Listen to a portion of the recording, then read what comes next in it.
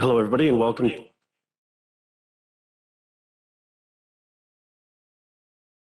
Okay, let's try that again. Sorry, we're having some sound issues here. My speaker's off. Is yours? We're getting a bit of an echo here, just to get all of our technical issues out of the way at the start. How about that?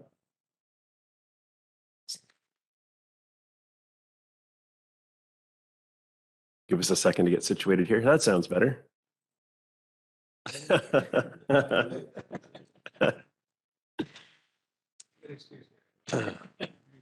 All right, now that we're sorted, hello and welcome to Committee of the Whole for the District of Squamish. Today's Tuesday, February 8th. I'm Acting Mayor Armand Herford, and I'll be chairing this meeting. And welcome to the Squamish Nation Traditional Territory. Could I have a motion to adopt the agenda, please? Moved by Councillor French, second by Councillor Race. Any opposed? Motion carries. We're on to section 3.1, which is the Heritage Scoping Study report to Council. Who will be leading this one? Maybe I'll just introduce it and then pass it on to Jessie and Jessie. Okay, sounds good. Thank you.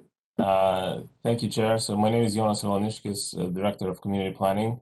And with us today is Jessie Abraham, who's a consulting planner working on the project, as well as Jessie Fletcher, who's one of our planners who's supporting the project as well. So I'll pass it on for a presentation to Jessie Abraham.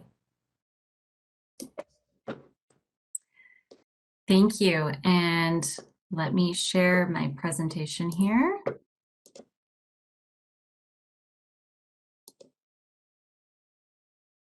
Oops, sorry. Let's take it back. Okay. All right. Good morning, Council. My name is Jessie Abraham, and I am a planning consultant and here today to present the findings of the Heritage Scoping Study.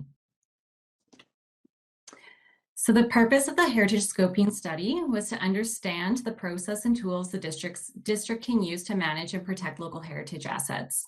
The study recommends and includes a work plan or terms of reference to move forward with development of a comprehensive heritage management strategy. So the report today to Council seeks endorsement of the scoping study, consideration to include the strategy in the 2023 budget, and seeks input on the terms of reference for development of the heritage management strategy. The presentation today will highlight the critical components of the heritage scoping study, including the approach or methodology, the existing policy context, a summary of stakeholder engagement, and an overview of local government management tools. A key recommendation of the study is to move forward with development of a heritage management strategy.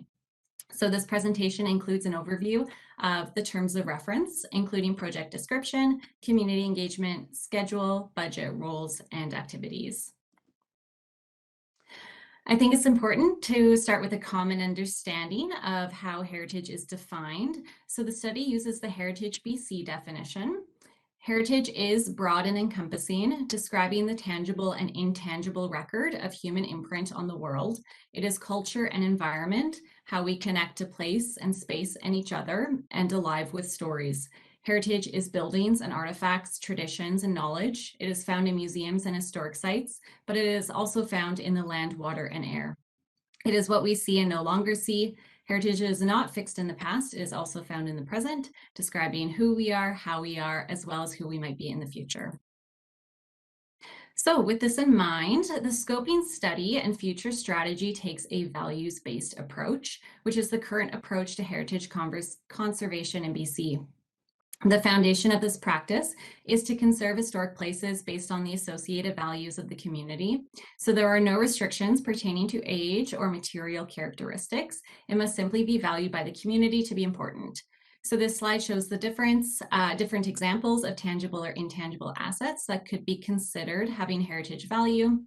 The work is considered a collective responsibility to identify and pass on heritage values to future generations. So a key component of the scoping study was to do a background review of existing policies and plans that correlate or support the development of a comprehensive heritage program. So first, the district's official community plan supports the recommendations of the heritage scoping study. There are two key objectives outlined in the OCP related to First Nations culture and heritage and related to heritage conservation. Both encourage respecting and protecting culture and heritage resources. In 2019, the Squamish Heritage Coalition, which is an informal group of organizations active in the Squamish heritage sector, commissioned a report, the Squamish Heritage Report. And the report documents a mapping exercise to inventory and identify places of heritage value in the community. Recommended next steps in the report include using the information gathered to advocate for the creation of a community heritage register. In 2020, the Arts, Culture, and Heritage Strategy was endorsed by Council and recommends establishing a model and framework for heritage protection that is unique to Squamish. So another key component of the scoping study included interviews with local cultural and heritage organizations and advocates. And what we heard in the interviews are the following key themes related to our local heritage, from natural environment, living off the land, industry, transportation, history, and legends, among others. This is not an exhaustive list, but a good starting point to identifying heritage assets in community. So when stakeholders were asked what actions should the district take to further heritage protection in community, we heard the following three themes. One was develop a heritage policy and decision-making framework. This policy should be co-designed with key partners, including Squamish Nation and the local heritage sector. It should also incentivize development to contribute to heritage conservation. Two, seek funding, specifically by collaborating with key partners and advocating for funding. And three, create a community archive to showcase and preserve artifacts and assist in providing the human resources needed to preserve these collections. The final key component of the scoping study is an overview of existing heritage management tools available to local governments. So legislation in BC enables heritage conservation practices to be integrated into the day-to-day mainstream planning activities of local government. In essence, there is a toolkit of powers to effectively manage heritage resources. So these tools provide fairness and procedures for developers and owners of heritage property. They offer conservation incentives, and they outline penalties to deter offenses against heritage resources. There's three categories of tools for heritage management. So planning, protection, and support tools, also known as incentives. So planning tools could include such things as a heritage strategic plan or community heritage register. Neither of these are legal protections, but are commonly used tools to establish a decision-making framework and common set of community values. Legislative protection tools include such things as heritage designation. This is a form of legal protection by bylaw under the Local Government Act and registered on title.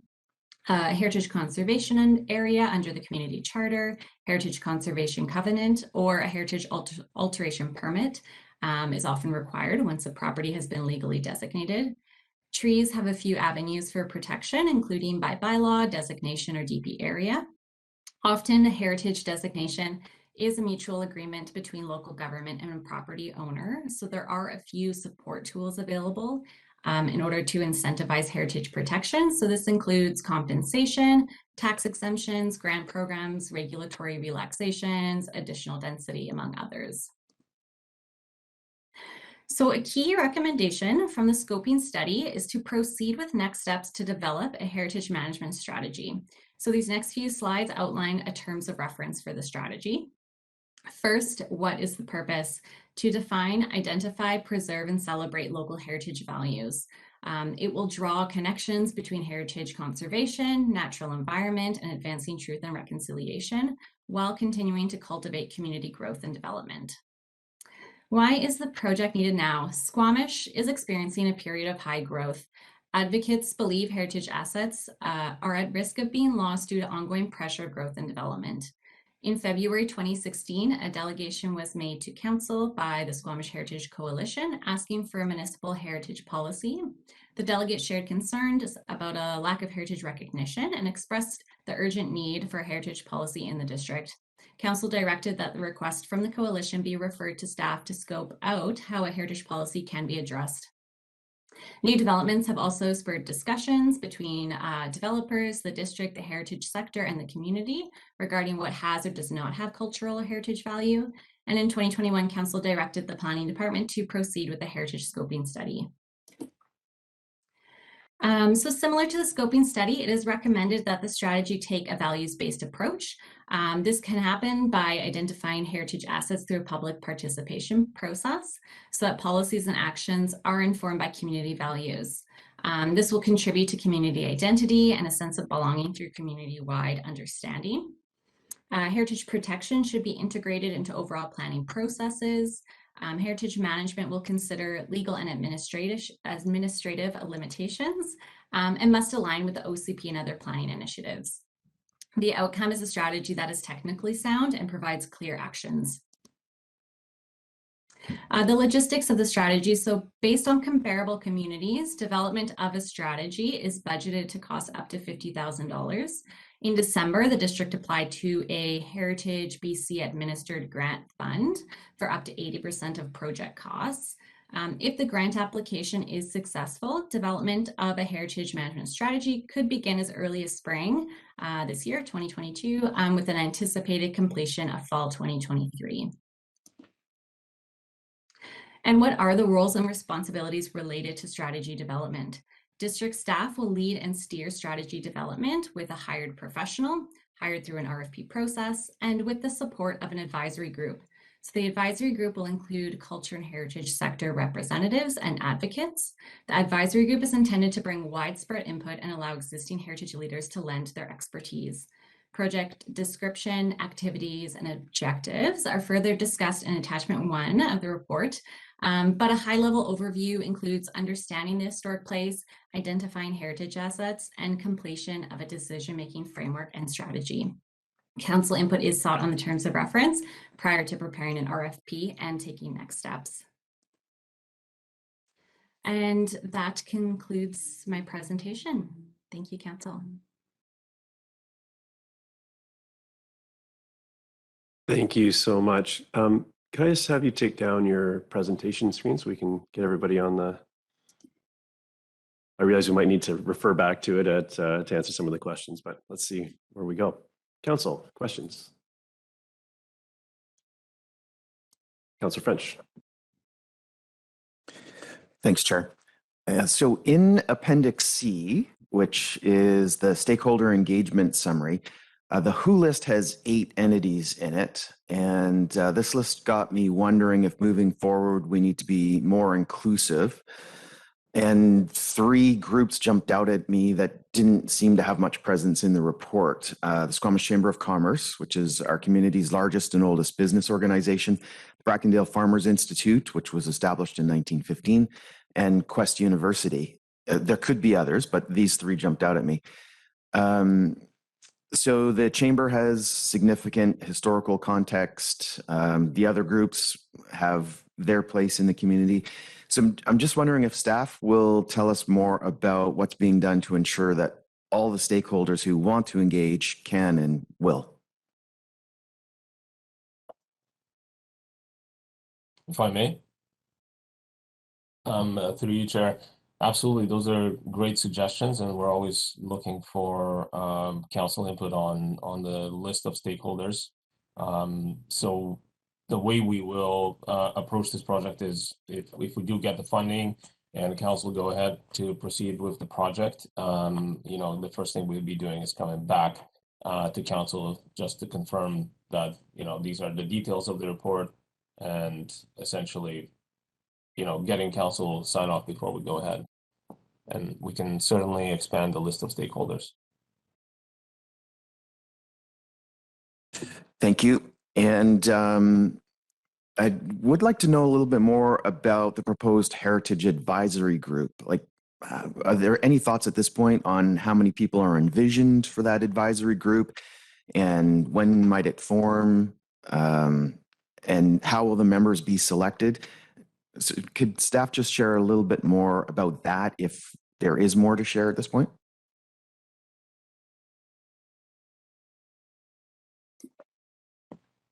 Through you, Chair. So the advisory committee is meant to be an advisory body throughout the length of the project. So one of the first steps in our process, once we have the contract position filled, would be to determine the list of organizations, and then likely request that if it's an organization that they self-select a representative. Okay, thanks, Char. Thank you. Councillor Stoner. Thank you, through the chair. A few questions. First, thanks for the comparable communities. I thought that was a really helpful part of the report. I'm just curious, for those that had existing heritage registers, do we know if they were held by the municipalities or heritage organizations? Through the chair, the comparable communities, there was different examples. I believe the majority was through municipalities. There was one community that was through a nonprofit society. Thank you. And then I'm also just curious, the proposal is if the grant that we applied for in 2021 is not received, that this goes to the 2023 budget. Is that grant opportunity a one-off, or is there an opportunity to reapply in future years? Through the chair, at the moment, it was just a one-time grant program. Thank you. And then one more quick question on the timeline. The proposal is for, if we do receive the grant, that it start in spring 2022 with completion in fall 2023, which 18 months seems like a longer time for this sort of project. I'm just curious why we expect it to take 18 months to complete. Through the chair, my recommendation is that it could be done earlier. It would have to align with an engagement plan. The schedule that was proposed for the grant application, the timeline aligns with the allowable time to use the grant funds. Okay, thank you. Councillor Anderson, followed by Mayor Elliott. Thank you. My first question concerns the section strategy boundaries, and I'll just read the sentence here. The project excludes new construction, repair, or rehabilitation of buildings or infrastructure. Commissioning of artwork and exhibits are excluded. My emphasis is on the first there of buildings and infrastructure. We have in the Arts, Cultural, and Heritage Strategy two action items, 6.3, 6.4. One is for planning of spaces for the cultural community, and the other one, 6.4, is taking it to another level and defining actual space needs and making concrete plans. And the heritage community has been a part of that, and for example, archives, but also exhibit spaces and storage spaces. So my question is, can the strategy, considering the statement under strategy boundaries, address space needs of the heritage sector, perhaps in the terms of reference for a heritage strategy? I wonder if you could comment on the spaces aspect, the spaces planning. Thank you. Through the chair, a heritage management strategy could certainly consider facility or space need requirements in order to maintain a long-term heritage program. I think what's outlined here in strategy boundaries actually relates to the funding, not funding a storage facility per se, but certainly planning for facilities could be included. Thank you. That's helpful. As I look at these activities and objectives, activity 1, activity 2, there is a little bit of overlap between them. And I'm wondering, because I'm aware that, for example, at Mission, the step of writing statements of significance was a later phase. It was, in fact, undertaken by community organizations rather than by the municipality, which was more involved in defining policy. But all kinds of things there's a map of all kinds of experiences around the province. But my question is there some flexibility for when we get underway with a grant, hopefully, and hiring a consultant? Is there some flexibility to define a timeline for these action items, given that there's a little bit of overlap? And I wonder whether maybe a sub-question is whether there has been a consultation with heritage consultants or other communities on this defining of activity phases. I hope I'm clear enough. I'm just wondering if there's some flexibility there in making sure, because it is ambitious, that we can have a work plan that's flexible and within the budget that we may end up with. Through the chair, I think that's a great question. So the activities and objectives were established based on comparable communities and how they implemented their heritage programs, as well as advice from Heritage BC. So these tasks and the steps outlined here were based on feedback from those who have gone through the process before. But I think there's certainly room to make adjustments based on community need. Thank you. Thank you, Chair. Thank you, Councillor Anderson. Councillor Anderson, is it possible to have you turn your camera on for your, and make it a little bit easier as we go through, if possible? I know we're having, no, that's fine. I have Mayor Elliott and then Councillor Pettingill.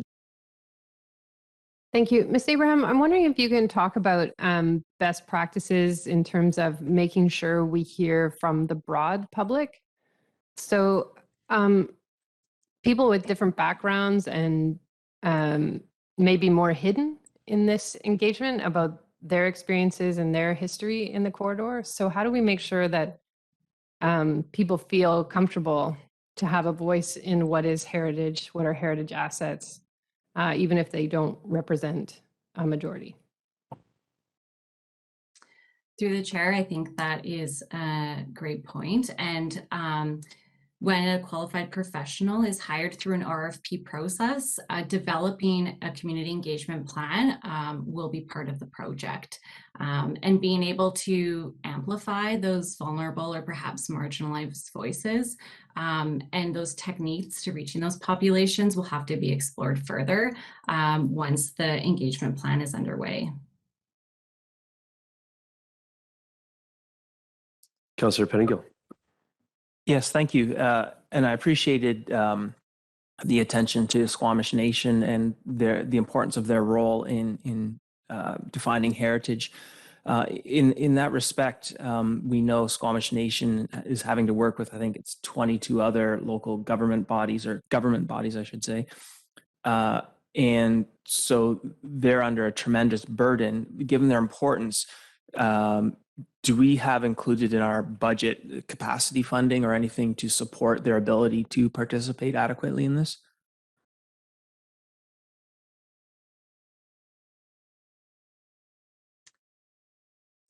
Jessie, do you want me to take this one? Go ahead, thank you. Thank you. That's a great question. I don't believe we have budgeted for capacity funding through this process, but my understanding is, and Jessie, correct me if I'm wrong, that we do have members of the Squamish Nation who are very interested in participating in the process already. Yes, that's correct. Okay, thank you.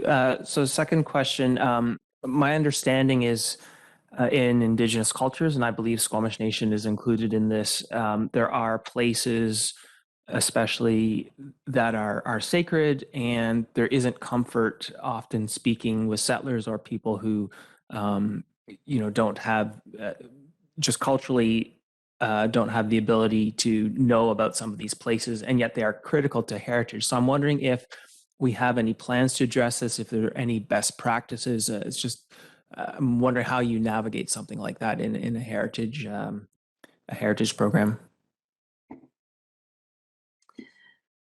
Through the chair, we didn't hear anything specific to that in the engagement interviews that were conducted for the scoping study. But there is a possibility to explore best practices once we are in development of a heritage management strategy.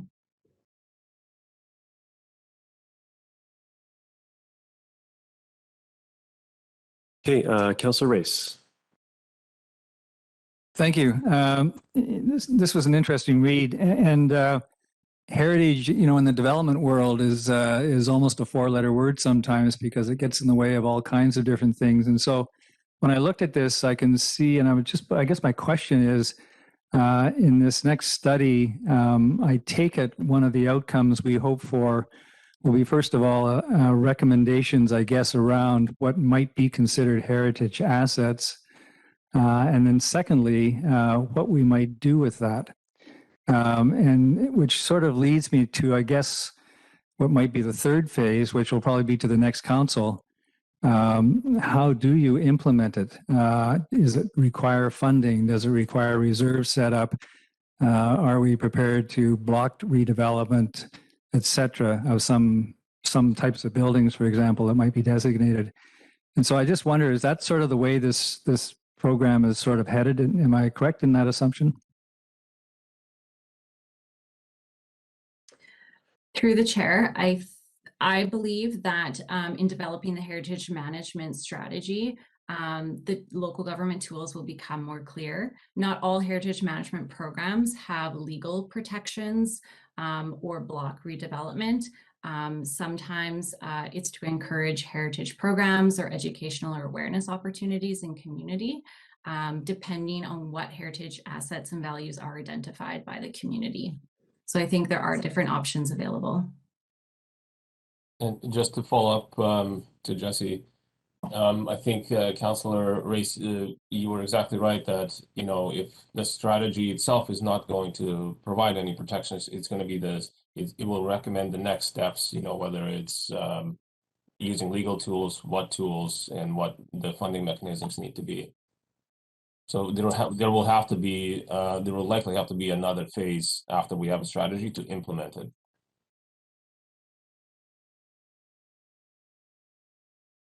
Okay, Council, any further questions? Mary Elliott. Just following up on Councillor Race's question, there's obviously great heritage projects that have happened throughout our province and across the country. And so while this strategy looks at Squamish specific, when we look towards implementation, are we going to engage with the development community that's been involved in heritage projects elsewhere so that we understand that perspective? Or can we bring in those examples of heritage protection in other places so that it helps maybe not this council, but the next council put the recommendations into a context?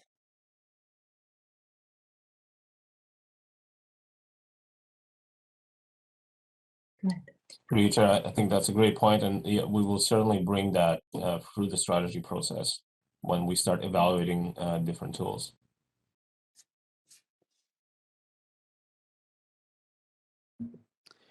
Council, any further questions before we consider the motions, the recommended motions? Go ahead, Councillor Pettingill. Yeah, thanks. I just want to clarify, it was mentioned that there have been some Squamish Nation individuals, I believe, that are very interested. I'm wondering, though, I guess in terms of formal engagement with the nation, sort of government to government, do we have the necessary what we need to make that successful, as opposed to just individuals?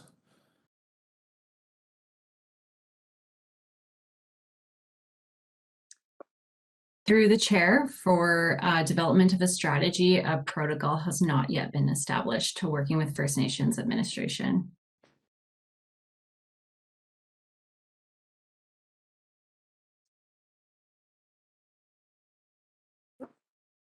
Just following up on that, is that one of the unwritten parts of this, that protocol would be part of this project to ensure that we get the outcome that we need? Of course, yeah. We would certainly have to go through the proper channels to engage with the Squamish Nation as we're doing engagement with, you know, individuals as well. Thank you for that. Council, anything further? We've got two recommended motions here. Anybody like to move them? Councillor Anderson, are you moving one or both? Councillor Anderson moves both. Yes. Yeah. Is there a seconder? Councillor Pettingill seconds. Comments? Go ahead, Councillor Anderson. Yes, I'll just start with briefly the issue of why now. We should consider that here in the Squamish Valley, we have a lot of development pressure at the present time, as is referenced in the report, but the development pressure is in heritage intensive areas, the waterfront, the downtown. And why now is that there's not only issues of conservation of heritage assets in the waterfront and downtown and other areas under development, but there's also rare opportunities at this time and in the years immediately ahead to obtain resources through those development projects and plans that can be allocated towards heritage conservation and the presentation of heritage. I'm pleased to see this is we may be joining late in the community of heritage strategies, or if we decide to go this way today around the province, but we're coming in with a high quality, clear report, and with the benefit of much work that's going on around the province, especially around this values-based approach, and as something that we can a nice way to define the issue. We should not overlook that while this may take some time, or during this undertaking, we have heritage assets at risk today. We have heritage assets at risk in some of our downtown development projects. Scott Crescent, Waterfront Landing, they're clearly defined. They've been brought up many times. So these are ongoing conservation issues. Finally, I'm glad to see that there is a recognition, not only that there's buildings, and because there is a risk of focusing too much on buildings. We're not like Fernie or Trail with a bunch of brick buildings from the 19th century, but features in the landscape. And there's also reference to the opportunity and the need to consider recycling of buildings and heritage materials that are represented in buildings. And this is a current issue with a number of places around town. Thank you. Councillor French, followed by Councillor Race. Thanks, Chair. And speaking in favor of the motion, I want to see this move forward as swiftly as possible. It's great that Council is seeing this now, as one of the concerns that I had through the arts, culture, and heritage strategy process was that poor old heritage wasn't getting the attention that it deserved. And this report, I think, demonstrates that heritage is now getting the attention that it deserves. So I support the recommendation and the motion. Thank you. Councillor Race. Thank you. And I'm also supporting the motion. And I'm happy to see this come forward. I do believe in heritage, although I think some of the meatier discussions will be around what might constitute heritage in specific instances versus something that's just old and its time is up. But it is a broad definition, also including geographical features, cultural issues, and others. And so, as I say, I think some of the more interesting discussions are in front of us. And then also what we might do to make it really work in Squamish as we go into the future. Thank you. Councillor Stoner. Thank you. Through the chair, I will be supporting the motion as well. I want to thank staff for having some forward planning and actually applying for a grant in 2021, and I hope that we're successful with that. If not, happy to see this come forward in the 2023 budget. I do think it's an important piece of work, and this scoping study really helps to outline, I think, both where the opportunities are and the importance of this work, but also where the challenges are going to be. And I don't think that this is going to be an easy project. I think 18 months, even though I asked about the timeline, will definitely be necessary to make sure that we have the time to hear from all the various voices on this topic. in particular how we move forward on co-developing it with Squamish Nation feedback, as well as them being at the table early. So I look forward to future discussions as we move forward with an RFP and then advance the project through the coming year, hopefully, if our grant is successful. Thank you. Councillor Pettingill. Yes, thanks. Happy to support this and excited to see it moving forward. I know a lot of groups in town have done a lot of work on this already, and it's great to see our community taking this next step. A few things I do want to highlight that jumped out at me, or I just want to mention. I think it is really important that Squamish Nation is involved formally in this. And so when the budget comes to us for this, I will be looking to understand that we are adequately addressing that. Really appreciate the attention to trees and spaces and not just buildings and man-made objects. I think those sorts of things we've heard in some variances lately, that these sorts of things are really important to our community as well in terms of its heritage. Looking at some of the other vision statements of some of the comparative communities, I thought Fernie's vision was very strong.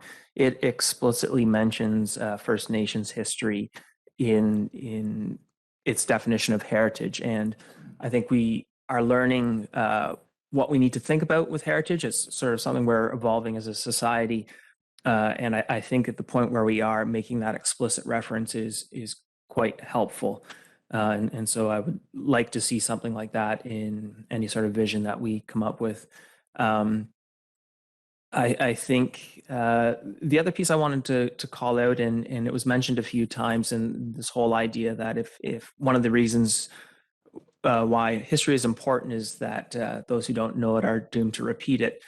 And there was talk about celebration, and I think there are things to celebrate. But I think it's also really important that we not be wearing rose-colored glasses, that we also highlight the things where we've made mistakes and what we've learned. We have some industrial history with some positive aspects and some real harm as well. And so I think we need to make sure we're checking off both sides as we pay attention to history. Otherwise, we may make some of those same mistakes again. But overall, I think this is a really useful project, an exciting project, and happy to see it moving forward. Thank you. Seeing no other hands, I'll call the question. Any opposed? Motion carries unanimously. Thank you. Thank you. So the next topic's the Lower Mainland Local Government Association. I guess proposed motions. So do we need time to set up for that, or who's leading that discussion? I am. 1 minute.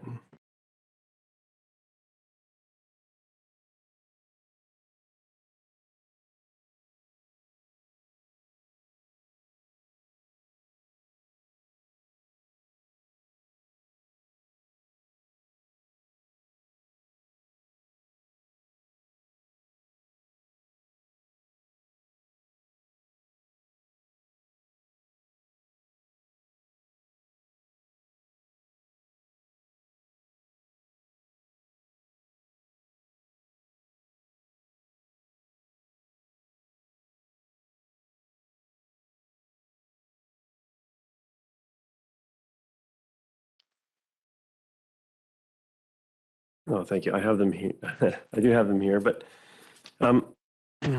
so council, last time we discussed this, we felt that moving forward or exploring a motion around ambulance service was a way forward, and there's quite a number of motions to this, or I guess in this general area. I'm curious to see if we still would like to pursue this or join with or add our support potentially. I guess these have already been registered. So if there's some nuance here and we'd like to pursue this further, so I'll open it for discussion on that topic. Councillor Race. Thank you. I was one of the people that did make the comment about wondering whether we should look for a resolution respecting the ambulance service. But having reviewed this list, I can see that it's been pretty well canvassed over the past several years. And so I'm not sure I can think of anything specific to add. I do think that if we do have a regional issue in the corridor, I'm not sure that this would be the most effective way to deal with it. Perhaps it would be talking to a minister or something of that nature directly. So as far as I'm concerned, I'm satisfied it's been canvassed and don't have anything to add. Mayor Elliott. I think after a conversation with BC Ambulance Service, I think what the provincial government doesn't need is another motion, but I think a regional advocacy approach that presents solutions specifically. So I think that would be a more successful avenue versus trying to craft something that was general enough for support across the province. Because I think you can see by these motions, different issues up north and the distance between communities and getting people to a hospital a bit different than where we're sitting down here. So anyway, those are my thoughts. I think it's advocacy with our regional partners, but I'm not sure motion supports that. Thank you. Anyone else on this topic? So, Marilyn, would you propose then that that should maybe be on our wish list for minister meetings when we reach UBCM, which I guess is where these motions would have headed ideally? I think there's a number of health-related issues in the corridor. The delay of the master planning process by the health authority, the lack of a CT scanner in our hospital, the need for expansion of Hilltop House, the lack of GPs, and now the BC Ambulance Service. So these are all things where advocacy is ongoing. But I think the bigger message to the ministry and to our health authority is that Squamish isn't part of the Lower Mainland. It's the service center for the Squamish-Lillooet Regional District. And I think presenting solutions on the ambulance service for our region and communicating to the minister that we're here to support the population to the north of us are key messages that we should get through. So personally, I think we should be requesting a minister meeting with Minister of Health. Thank you. We have a question, Councillor Race. Sorry, I just didn't hear which minister you were referring to. Minister of Health. Minister of Health. Anyone else on this topic? Seeing, Councillor Pennegill. Yeah, I mean, after reading the resolutions, my thought was more advocacy, although I would sort of wonder about maybe it's piling on too many things, but this seems very much connected to the highway and regional transit as well, because if we are serving populations up the corridor, how people get to their appointments, how they're served in an emergency, I think these sort of issues that we advocate a lot on already are very much all tied together. And I don't know if there's an opportunity to, when we're talking to Minister Fleming, bring up some of these issues and so on. But just a thought. Thank you. While we're discussing this, I agree with this approach. The ambulance service is an issue across the province, but varies so much in context. So I'm happy with this approach. Are there any other, as we're discussing potential motions, is there any other anything else come up for council reviewing this and thinking about maybe that's not the course to better their ambulance service? Was there anything else that was elevated in anyone's mind before we move on? Okay. So there's no motion required there. We are running, we'll move on, but we are running quite a bit ahead of schedule. So maybe I'll check with our next presenter and see if they're available. Have we heard from Mr. Picketts? I just want to set our, we'll go for a quick recess. I just want to set our return time so that at a time that he's available. Or should we, let's just assume he's available and we'll take a break till 10:30. That gives us about 10 minutes. Thank you. Welcome back to Committee of the Whole for February 8th, 2022. We are on to item 3, subset 3, electric vehicle charging station user fee strategy. And we have Mr. Picketts here to lead us through it. I'll turn the floor is yours, Mr. Picketts. Thank you very much. Just give me one sec here while I share.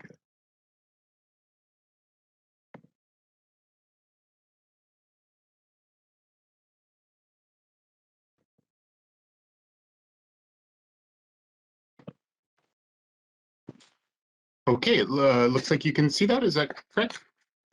Yep, looks good on our end. Take it away. Excellent. Good morning, everyone. My name is Ian Picketts. I'm the Manager of Sustainability and Climate Change here at the District of Squamish, and we're here today to talk about the electric vehicle charging station user fee strategy. Doesn't exactly roll off the tongue. Okay, so as an overview of the presentation, we're going to start with some background information about the CCAP and also talk a little bit about the previous EV charging infrastructure plan, which was approved in June 2020. Then we'll go over the strategy itself, and there should be lots of time for questions and discussions. So as a brief recap, transportation is responsible for 52% of our community's emissions and also 55% of our energy-related expenditures. So it's a significant source of emissions and also a significant source of cost for our community members. Because of this large proportion of our GHG inventory, it makes up 2 of the 6 CCAP big moves. So those are 2 of the big moves focused on transportation, one being shift beyond the car, and another being decarbonized transportation. So to bring you back to the June 2020 plan, we had 3 guiding principles of this plan. So the first, which I hope we can all agree is still very important, is that both of those big moves are crucial to meet our goals, and they're both, one shouldn't happen at the expense of each other, and they both deserve priority. The second one is of note. So we did state that the district should not directly enter into business activities associated with charging. However, since that time, a few things have changed in the landscape. So one is that there has been a recognized need for more public infrastructure in our community. Another is that we've observed that many communities across BC, most actually, have created public charging infrastructure. And lastly, there have been some very attractive funding opportunities that for communities to create this charging infrastructure. So because of these factors, we have decided to temporarily rethink this principle. And Council generally indicated their support of this change in October 2020 when they provided grant support for the Sea to Sky network expansion project. So moving to the EV fee strategy, today's focus, some guiding principles of this plan. Firstly, we really want to support EV use and adoption, and this is for both residents and visitors to our community. Also, we need to make this as simple, as clear, as flexible, as consistent, and comparable with other communities as possible. So we really want to make this straightforward. Also, the fourth point here is recognizing that we are in a position where we can move EV use and adoption forward, but we do not want to become a major long-term player in this realm. And finally, the user pay principle. These chargers should approximately pay for themselves. There are many costs associated with EV infrastructure.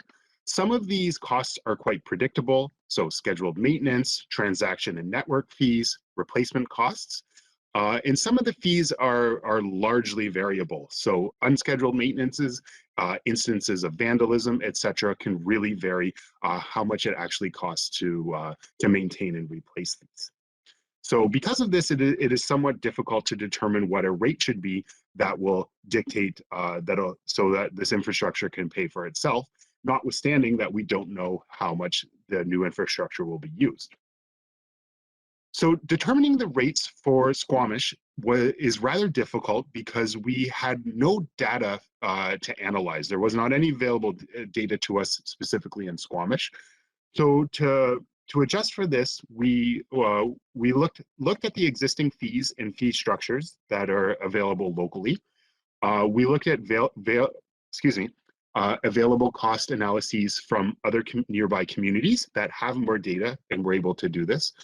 We talked to a number of experts in this area, and we also looked at the fee structures from nearby communities. So on the right of the slide, you can see the fee structures from Whistler, the City of Vancouver, and the City of North Vancouver. So looking at all this information, we have determined or proposed the following fee structure. So $2 an hour for a level 2 charger. So a level 2 provides about 30 kilometers of range per hour of charging, and 25 cents per minute for a fast charger, also known as a level 3 charger. So this will provide about 200 kilometers of range in an hour of charging. So based on our analysis, we have deemed that these levels are affordable, equitable, and also comparable with nearby communities and also the market rates that are in Squamish. These rates are not expected to completely pay for all associated costs and full equipment replacement at end of life. However, it is anticipated that any ongoing infrastructure projects that we would engage in would be supported by significant grant funds. So that would offset a lot of those costs and hopefully render these costs that these could fund replacement. So for next steps, should this go forward, we need to create a provision for revenue from charging infrastructure to be transferred to Public Works to pay for maintenance. We would endeavor to standardize a vendor for fee and data collection. We would prepare appropriate communications material. And finally, most important, we'll need to very closely monitor use and data and adjust fees as necessary. The two recommendations are on this slide and hopefully available in the agenda notes. And this concludes the presentation. Thank you very much. Thank you very much. And yeah, I'll just get you to take down your, or stop sharing your screen and we'll get back to, there we go. I see Mayor Elliott, Councillor Stoner, Councillor Race. Mr. Picketts, I noticed that some communities implement a penalty rate after a certain amount of time so that people move on. So some people like to park at level 2 chargers all day because it's cheap parking. So why wouldn't we entertain that penalty fee above 4 hours? Or a penalty rate, I guess. Through the chair, that's an excellent question. We found that the analysis from other communities, notably Whistler, showed that the cars do a very good job of moving. They move through without a penalty rate quite well. So it was deemed that that rate wasn't necessary to keep the vehicles shuffling through. We're not really Whistler though, are we? Which is a primarily tourism economy. We have locals that will want to recharge who don't have access in their strata buildings, all those sorts of things. I mean, our tourism traffic certainly will use some of them, but just to compare us to Whistler, I don't think is an apples to apples comparison. That's a good point. However, I think one thing that actually works in our favor is that there's a lot of opportunity to park for free. So $2 an hour versus free is what has been shown to be enough to incentivize people to move along. So if you stay for an extra five hours at a level 2 charger, that's $10 that coming out of your pocket. So the available analysis showed that was sufficient to incentivize changeover. The other thing that I kept looking for in this report was a spreadsheet. So staff are asking council to go in a different direction, and the report speaks to a lot of analysis, but we can't see what the assumptions are on the revenue side and on the cost side. and whether that reserve would cover the staff time needed. So how does council get a better level of comfort that the business case is actually there for us to be doing this? And then my follow-up to that question is, you mentioned that we wouldn't do this long term. So then what happens at the end? Who does it transition to? And why would we do that? Through the chair. So as I noted in the presentation, we don't have data that we were able to use for Squamish usage to run these numbers. So we're based to look at comparable scenarios both in Squamish and through nearby communities. So that gave us some some confidence that we were choosing rates that were reasonable and appropriate. The available analyses that we referenced is highlighted in the plan and also referenced. So in an effort to keep that plan brief, I didn't recreate that analysis or share those tables, but those are available. The most relevant information that we were able to get is the analysis of use in Whistler, also in City of Vancouver, and also from BC Hydro. So those were kind of our main sources. Another thing too is that we're in an interesting position where all of these are dependent on, all of those rates and assumptions are dependent on how much usage happens for payback, etc. And if the fee will dictate that. So if we put the fee at a higher amount, it is very likely that the amount of usage would be significantly lower, and that these would not pay for themselves. So we are also put in a position where we need to make these competitive, probably, or they wouldn't be used. Thank you. I don't know if I fully answered your question. Well, I'm assuming staff have made some assumptions about the revenue anticipated and the amount of operations staff that would be required to support this infrastructure. And your report does say that it should be repaired quickly. So if it does get vandalized, and obviously the reserve won't be there in the first few years while we're building it up. And so council's being asked to make a decision without the visibility into, like, in 2023, is there now a budget ask for 1.5 FTE because our reserve isn't there yet to cover the operation staff needed to maintain these chargers? Or a business case that shows by year 3, we're all good. There's enough revenue based on the assumptions about how much they'll get used.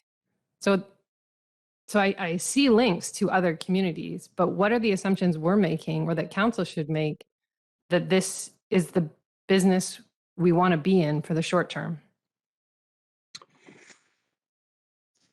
Through the chair, I guess one point of clarification is that the District of Squamish has made a decision to go ahead with creating EV infrastructure. So irregardless of the pay structure, the revenue we get from it, we've already moved down this road. So these are, I guess, no matter what revenue we're getting from these are going to be costs that we are going to incur. So I guess what I'm saying is, whether or not we go with these rates or approve this, these are still conversations that are going to have to happen. So these decisions were made before we had a full understanding of that. If that is more information that is required of us, then that is feedback we will take. Why is the model then to only have them temporarily? Why do you not want us to run chargers long term? Through the chair, that has been it was in the plan, is that it was thought to be a better strategy for the district not to get in, kind of, quote, the business of recharging vehicles. We don't own gas stations. So that was a higher arching kind of direction we took with the EV plan. All of these funding opportunities and the need for more infrastructure made us decide to rethink this. However, our thinking is that we are going to take advantage of these funding opportunities that come up, and we have them, and hopefully help move this forward. But over time, hopefully other private players will enter the market and satiate it, so that the district does not need to be engaged in it. I don't have a total clear picture of how that, whether or not we would sell this infrastructure. It's not totally clear to me how that would look, but our hope is that other players will come up, and we can step back and let the private sector do what it usually does. I welcome Mr. Buxton or others to chime in.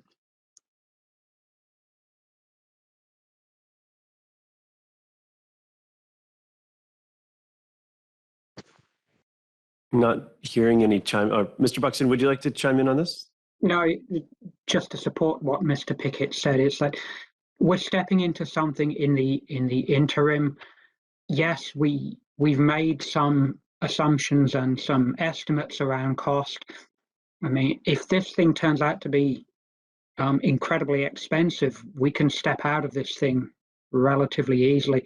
And in terms of ongoing maintenance, this is largely, almost exclusively going to be contracted services.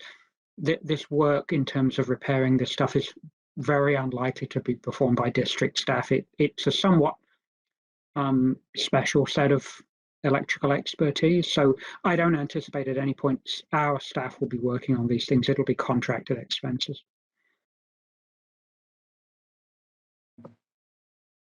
Thank you. Mary Elliott, do you have anything further on that? Councillor Stoner, followed by Councillor Race. Thank you. Through the chair. I guess I'm also curious about kind of the length of time we envision doing this for. It says that we are starting to account for replacement costs, but we're not going to do it long term. There's also a note in the report that BC Hydro assumes an average of a 7-year lifespan for a charger. So do we expect that we'll be doing it for longer than 7 years? And if so, are we confident that we will have enough in the reserve to actually replace the infrastructure?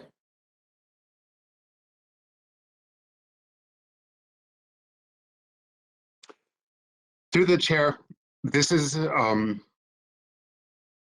short answer is we don't know how quickly the market will step in and provide these.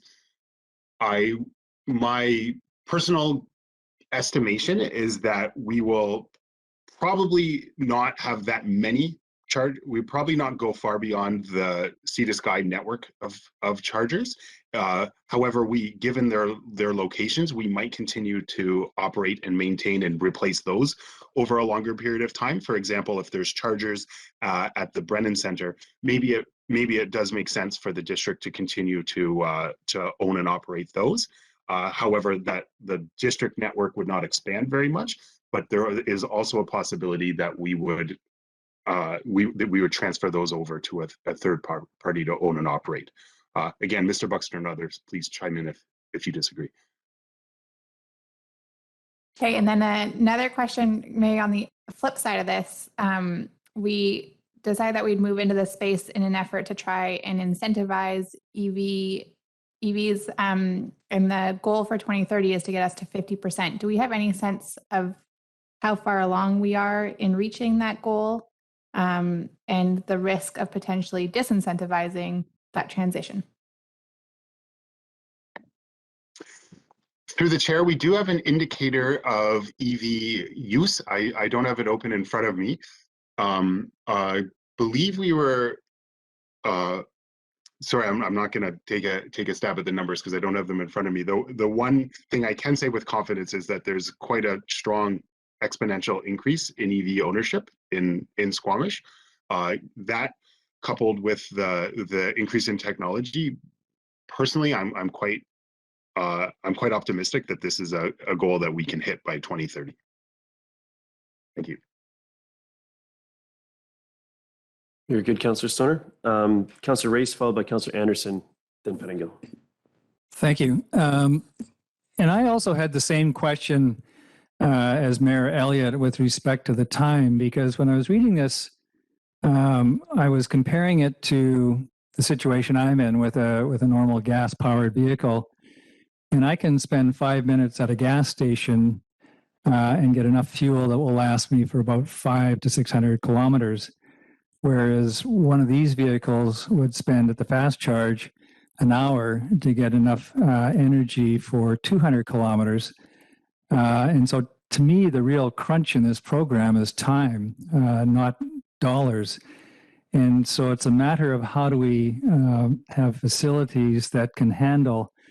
It may work today, but if we expect the number of EVs to continue to increase, time is going to be the crunch. I think that we want the turnover. And so thinking about that, I personally, as I say, don't have one, but I couldn't imagine owning one with these types of time frames unless I had a way of charging it at home. Because otherwise you have to go off and leave your house at some point during the day for possibly several hours to charge your vehicle, and very few people have the time to do that. So I think it's a matter of understanding our market. If that is correct, and most people, probably not all, there's always exceptions, but if most people who are using these are visitors, then the purpose would be to ensure they don't get stranded here. So 1 hour may be enough, and that will get them to the next charging station or home. But then what happens when they're charging for an hour, like maybe out in front of City Hall here, and they head off for a 1 hour lunch, but that 1 hour lunch turns into a 2 hour lunch or a 2 hour lunch with a little bit of shopping on top? What happens then? And our facility is tied up.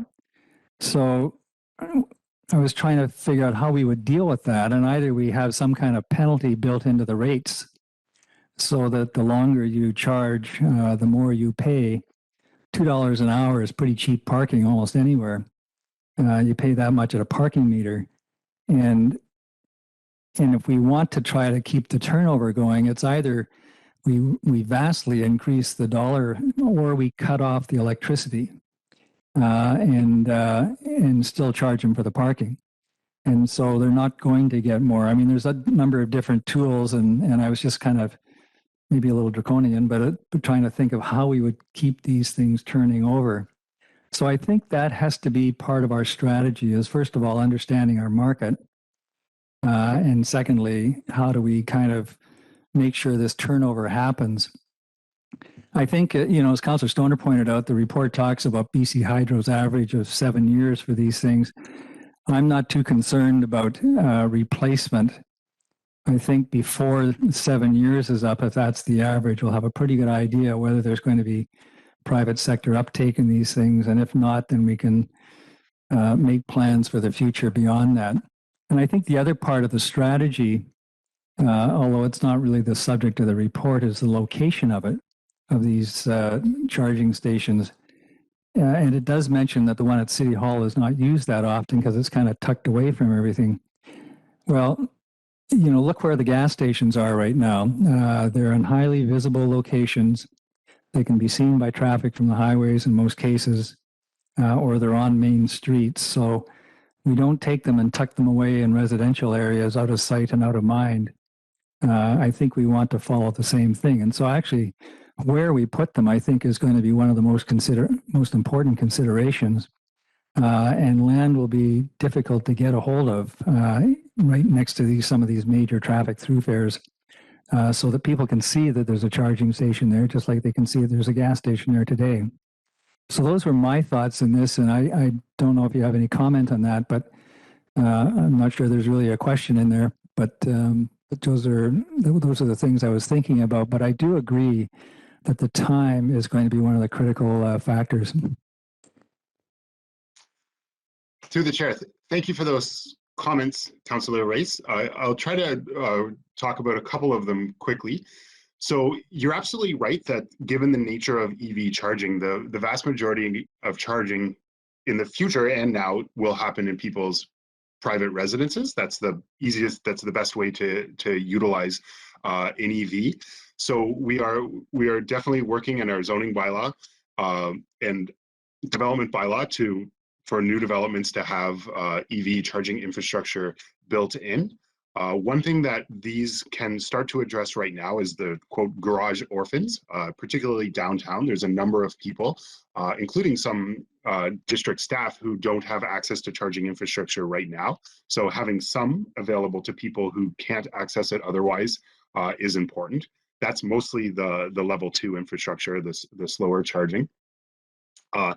Another thing is that the technology is changing really rapidly in this field. So the charging may get faster and faster. I was actually just reading last night about smart grid, kind of that type of technology being oriented toward charging infrastructure, so that you don't have to provide more capacity to the building, but the building can gauge whether or not the peak load is being basically how much electricity that they're using right now, and be able to allocate more to an associated fast charger. So there's all sorts of interesting and exciting technologies that may lead to batteries charging much more quickly.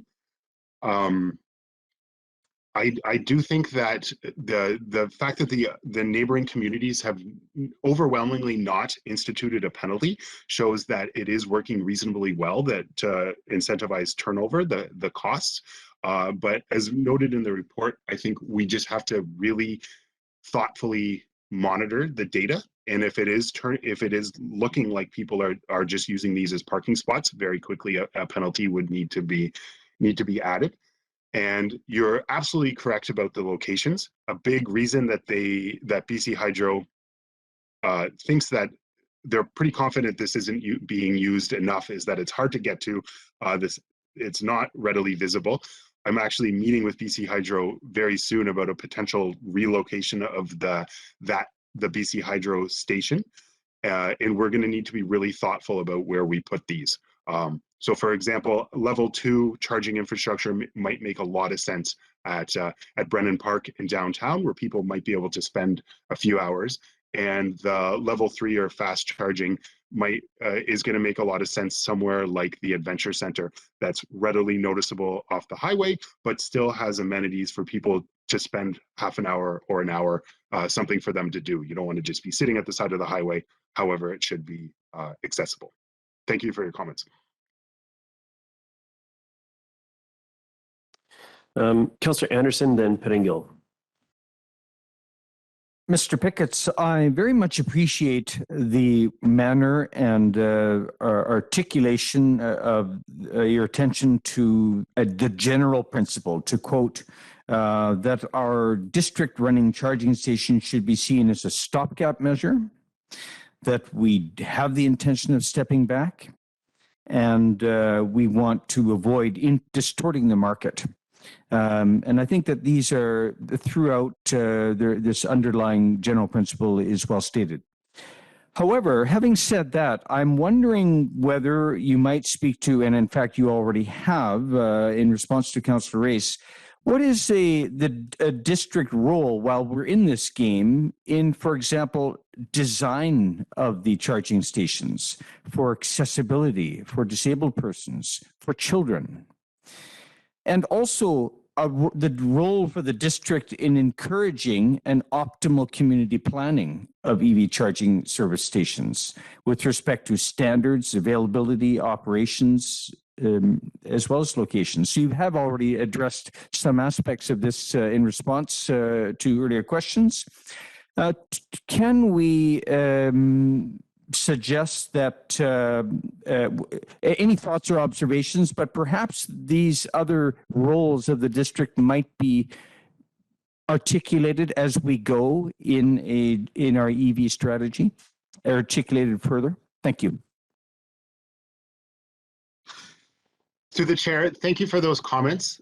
Accessibility is a priority in the Sea to Sky EV network funding that we've applied for, that a proportion, I believe it's at least 10% of the facilities will be accessible. So that it's a very good point, and it's something that we are thinking of. We will certainly be mindful of planning. Well, mostly these are going to be located in district facilities that have fairly ample parking. So we're going to try to locate them in areas that are most cost effective from a electrical capacity point of view, and also proximal to important amenities.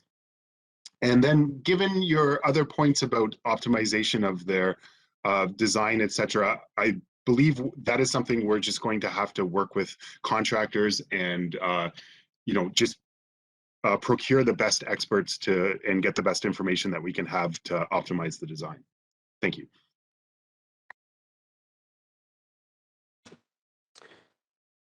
Thank you. I have Councillor Pettingill, and then myself and Councillor Stoner. Thanks. If I may, I'm going to share a few comments to provide some context for my questions, but those will also be my comments. I mean, in my mind, the primary goal of this is to drive adoption as quickly as possible. And to the degree there is revenue, we want to use it to recover costs, but revenue is not the primary driver. And so I'm sort of comfortable with the fact that there is a lot of unknowns. We have grant money to get some of this infrastructure, so I'm glad that we're moving ahead with that. But looking at parking, what I've been reading is that one of the only ways to actually make sure parking is available where people want it is demand pricing. It's one of the few things that I believe people have found works. And when I apply that here, I think, again, there's many unknowns. Demand pricing seems to be exactly the sort of thing we would need. And when we look at new technologies all the time, I've been reading about batteries that fully charge in 15 minutes. And so these things are shifting so quickly. There's no reason why in the near future every parking spot along a roadside with lighting couldn't have chargers.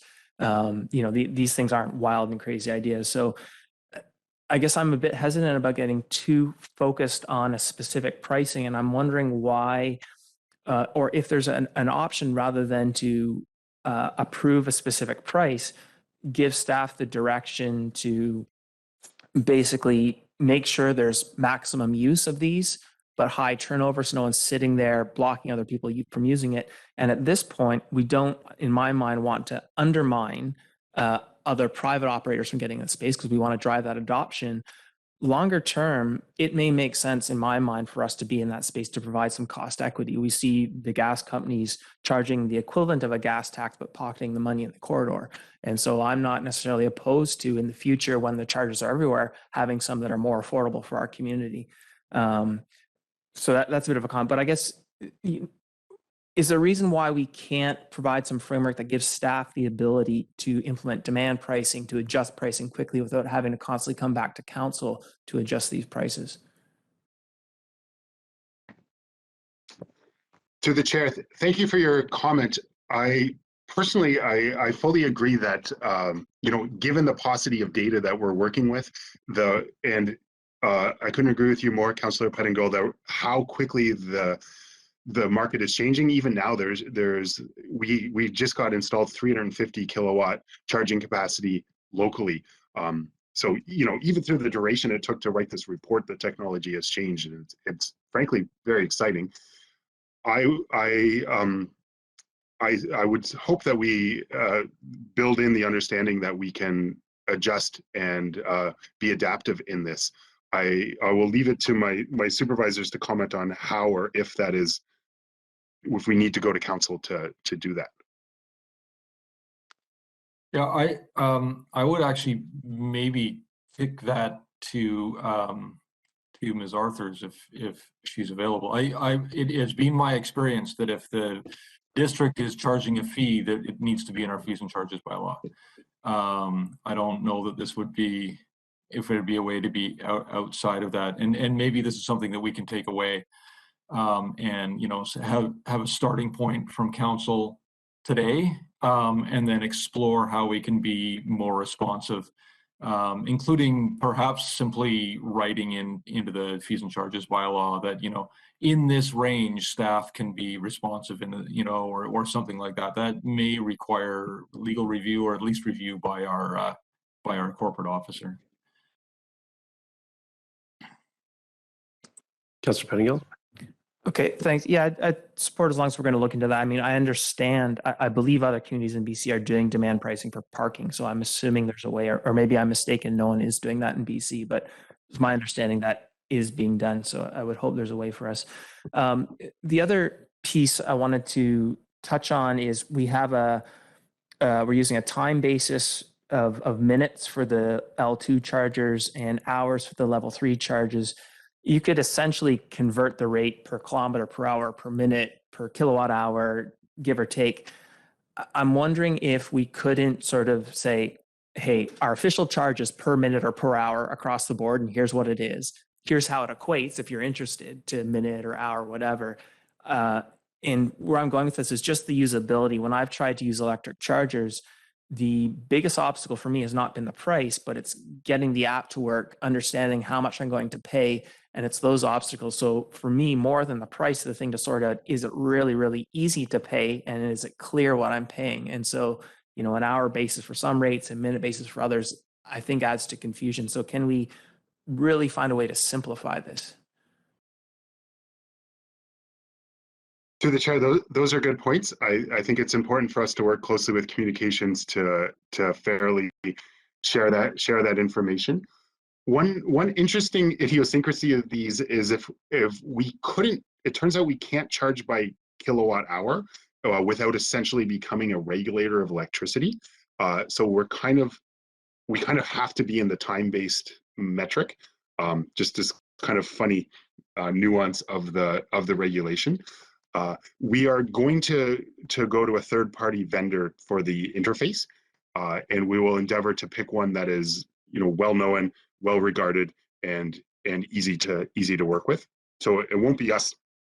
The actual interface with the system will be a contractor, but we can certainly work to create communications that are helpful and straightforward. Thank you.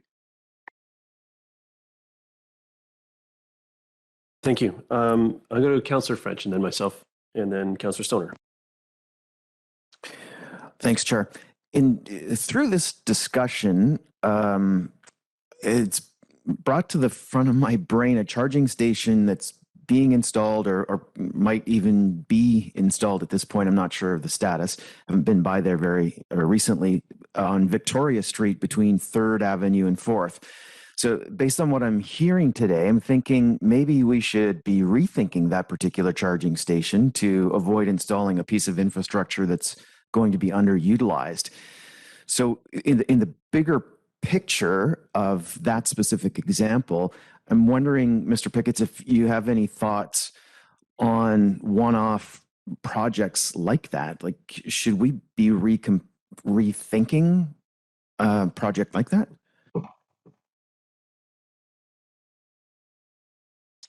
Through the chair, that's a good question. That's actually the first district-owned charging infrastructure that is being constructed. So that's part of the reason we're trying to put together this plan, is to get out in front of that one. We spent a large amount of time trying to figure out the best location for that particular piece of infrastructure. Given the type of technology we used, we were actually quite constrained in where we could put it downtown, and there were a number of confounding factors. Largely, actually, the last thing we wanted to do was to make our EV infrastructure conflict with our active transportation infrastructure. That would have been reflected pretty poorly on the sustainability group. So we ended up with that location, which is deemed to be quite proximal to a number of people and a number of services. So we're confident in that location. But you do raise some good points. It is better to think of these to think of a larger array of chargers together. And one interesting piece of feedback we've gotten too is that having more chargers in one location increases the use of all of them, because there's a lot more confidence that at least one will be available. So in the future, we will try to cluster the chargers so that there's a number available at a time. Thanks, Char. Thank you. So I was curious about just sort of thinking about the locations of these and how important that is, given that we're going to have people out of their vehicles for a period of time. When we think about, particularly when we think about visitors, and I know, you know, a full charge on your vehicle isn't dissimilar to the amount of time you used to be able to spend here if you came up on the Royal Hudson, if anyone goes back that far. So we do have the ability to have people out of their vehicles in our community. And I think that sort of mirroring what the fossil fuel industry has done as far as our locations would be a disservice if we didn't think about those particular pieces, because it's a great opportunity to really change how we interact with transportation, not only just the fuel we use, but you know, now that we're going to need to be stationary for a bit of time to put that in, what does that mean? Does that mean visiting businesses? Or are we standing by the side of the highway? So I think, and I agree with the clustering that just came out in that last comment. Knowing that you can go somewhere, and not just knowing that you can go somewhere when you're directed somewhere, because this should be backed up with signage on the highway and throughout town to lead you to them. There should be some available. So. Also, we are that demand pricing, I think, is interesting, and assuming that as we're planning a project like this, assuming that the adjacent parking is free, I think is an assumption that we shouldn't have going forward, and we should be conscious of the sort of the changing landscape there, whether it's demand pricing for parking in future or whatever comes of that. But the option being free. Or cheaper than the rate proposed here even, I want to make sure that we're not sort of baking into this conversation. Also, I was curious about the needing to go to this extent of operating these versus providing space or incentivizing space. I mean, we have developments where we're requesting or where this is going to be part of the development, and there are quite a few developments around town, and they have been popping up. And just that bit, I understand the need, and it's one of the blocks to sort of adoption of the technology for some people. But when there's that need, I often, my entrepreneurial mind sort of thinks that the market's going to fill this, and I'm curious about sort of that piece and what staff thinks the holdup is with the market providing this. There's a demand that's creating and swelling, and I expect a solution to flow in behind it, but it's an interesting point of time. And that particular piece, I understand the charges are important, but that piece I was curious about, and if there was anything that was considered to sort of help that along without going to well, let's just do this because it needs doing, which I appreciate as well. But could you provide a little bit more context there?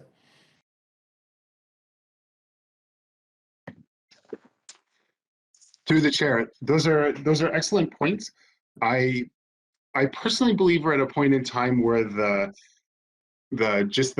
cost of an electric vehicle does not reflect the relative complexity of it. The costs are on the precipice of coming down substantially, but given the urgency of the climate emergency, we have to kind of push that adoption forward. So federal and provincial governments have stepped in to try to make those offset some of those costs. Right now, we're dealing with a lot of supply chain issues that are making these things harder to build and to get to people.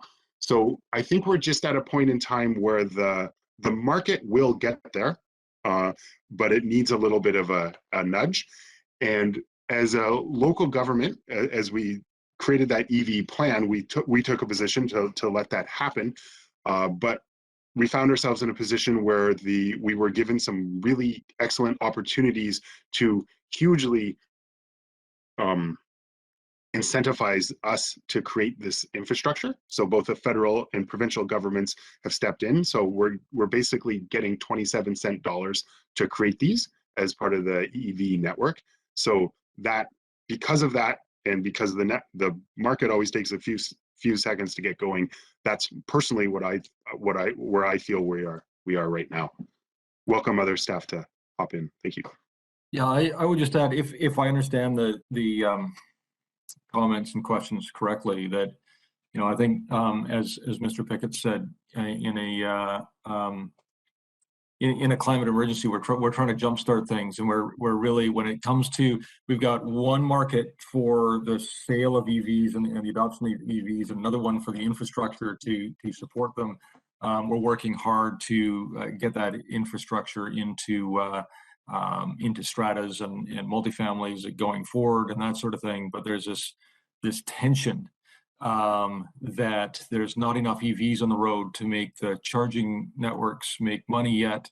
And there's not enough charging network in order to have people feel comfortable buying EVs. And so that's a place that I think it's appropriate for government of all levels. And this is a multi-level government process here because the grant funding to step in and bridge the gap and give the EV adoption a little kick in the right direction and allow those markets to develop.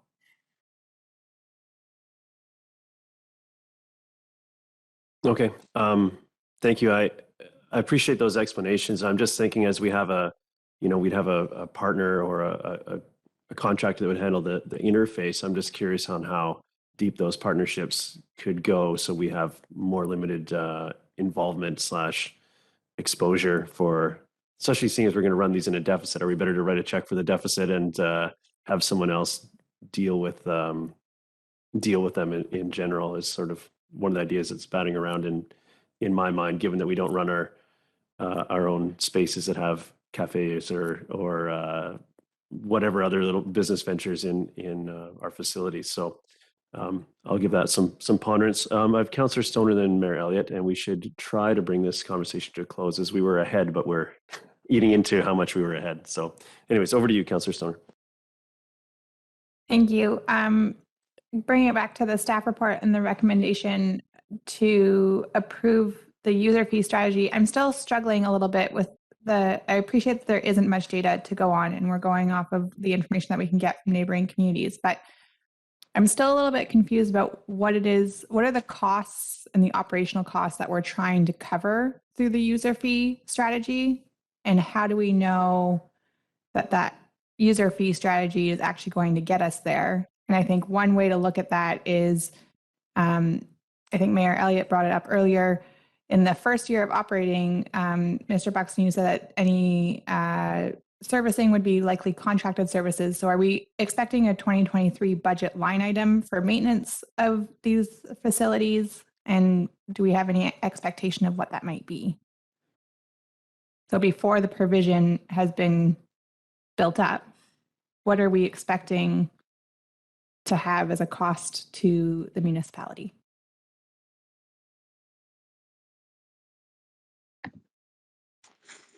Through the chair, I guess one thing that we just all want to acknowledge right away, that, you know, my background is I'm a researcher. I love data. I love looking at it. I love analyzing it and coming to the best conclusion possible. We are in a position where we don't have as much data as we would like. We are also in a position where the rates that we charge are a little bit dictated by what other parties are charging.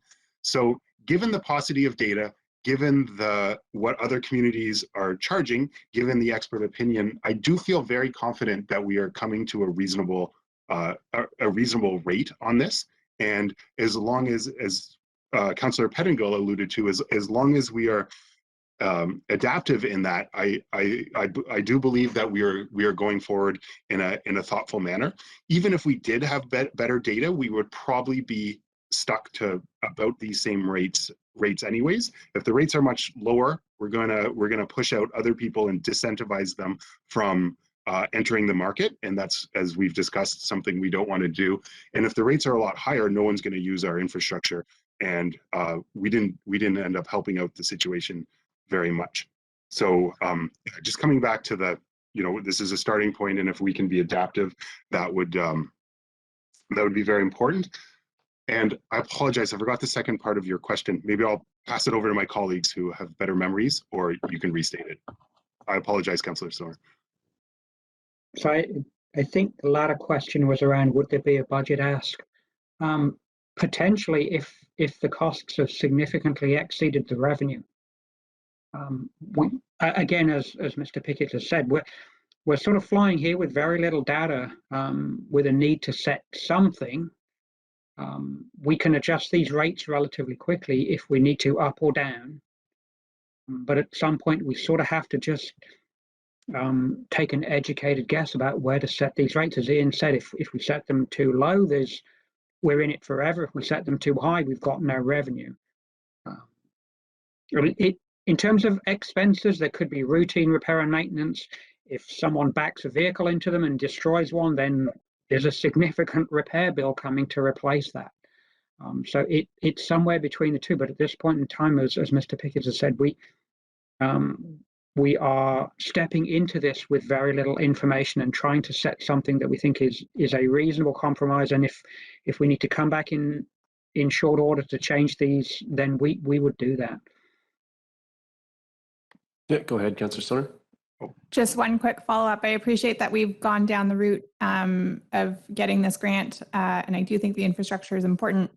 What is our requirement to actually hold the infrastructure, or can we sell it on relatively short order? Like, what's the ability to pass it off to a different operator?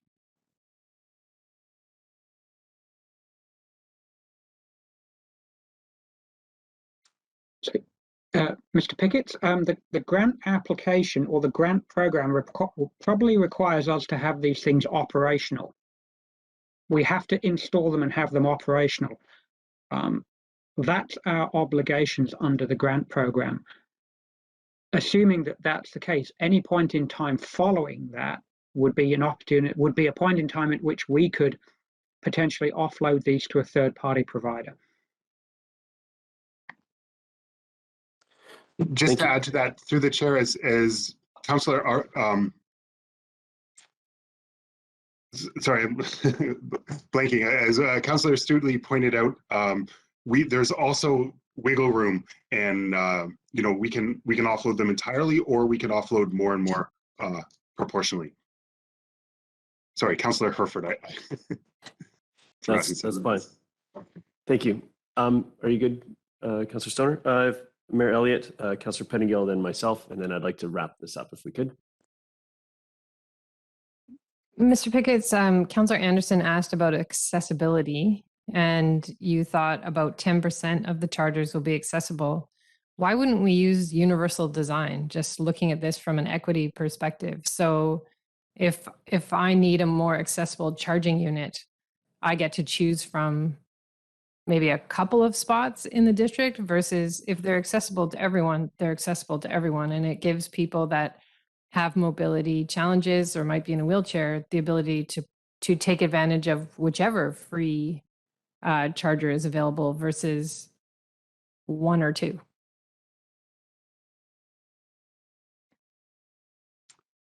Through the chair, I guess that is just at some point it becomes a question of land use and optimizing space. That is, that's an excellent point, and maybe we should go that route. However, that a fully accessible design for each of them might take up more parking or take up more space that could be otherwise used. So we'd have to figure out a best approach, and maybe the best approach is universal design. For that, I would defer to other experts in the field at the district and third parties who are helping us. Thank you. But isn't that something we could keep in mind as we look for locations? Is that through the chair? Absolutely, and it's something we've been thinking about as we've gone forward in our plans and in our grant applications. right? So some of the parking spots would be designated for people with the decal. Is that right? That's the 10% designated for people that require that accessibility. Through the chair, I'm not sure of that. I don't know if there would just be priority given or availability or designation.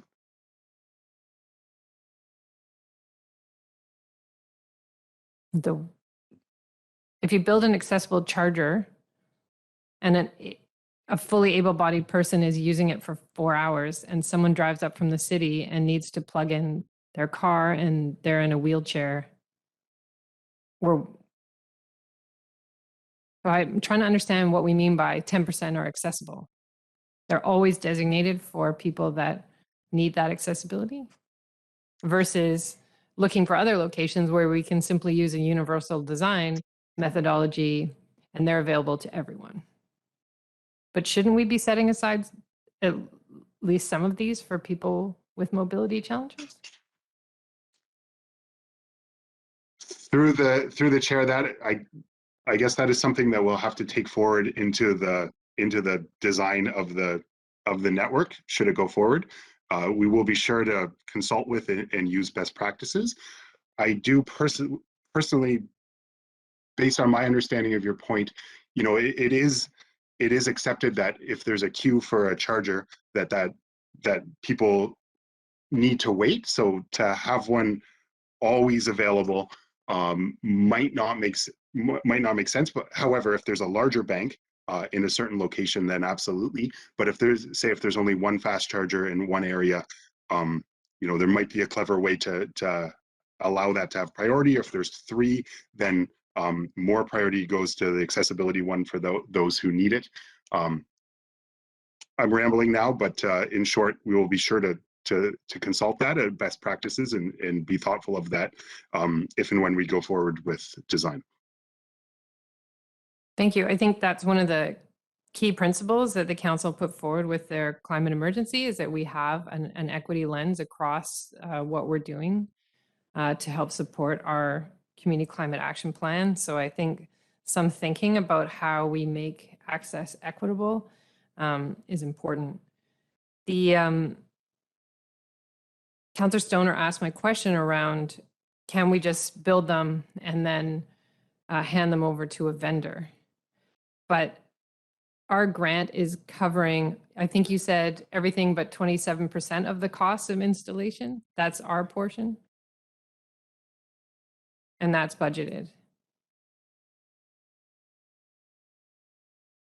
But when do you think that council should make this decision if an ask comes forward in the budget over what is more cost effective for the district, like leasing them to a vendor, selling them to a vendor, or continuing to manage them ourselves? And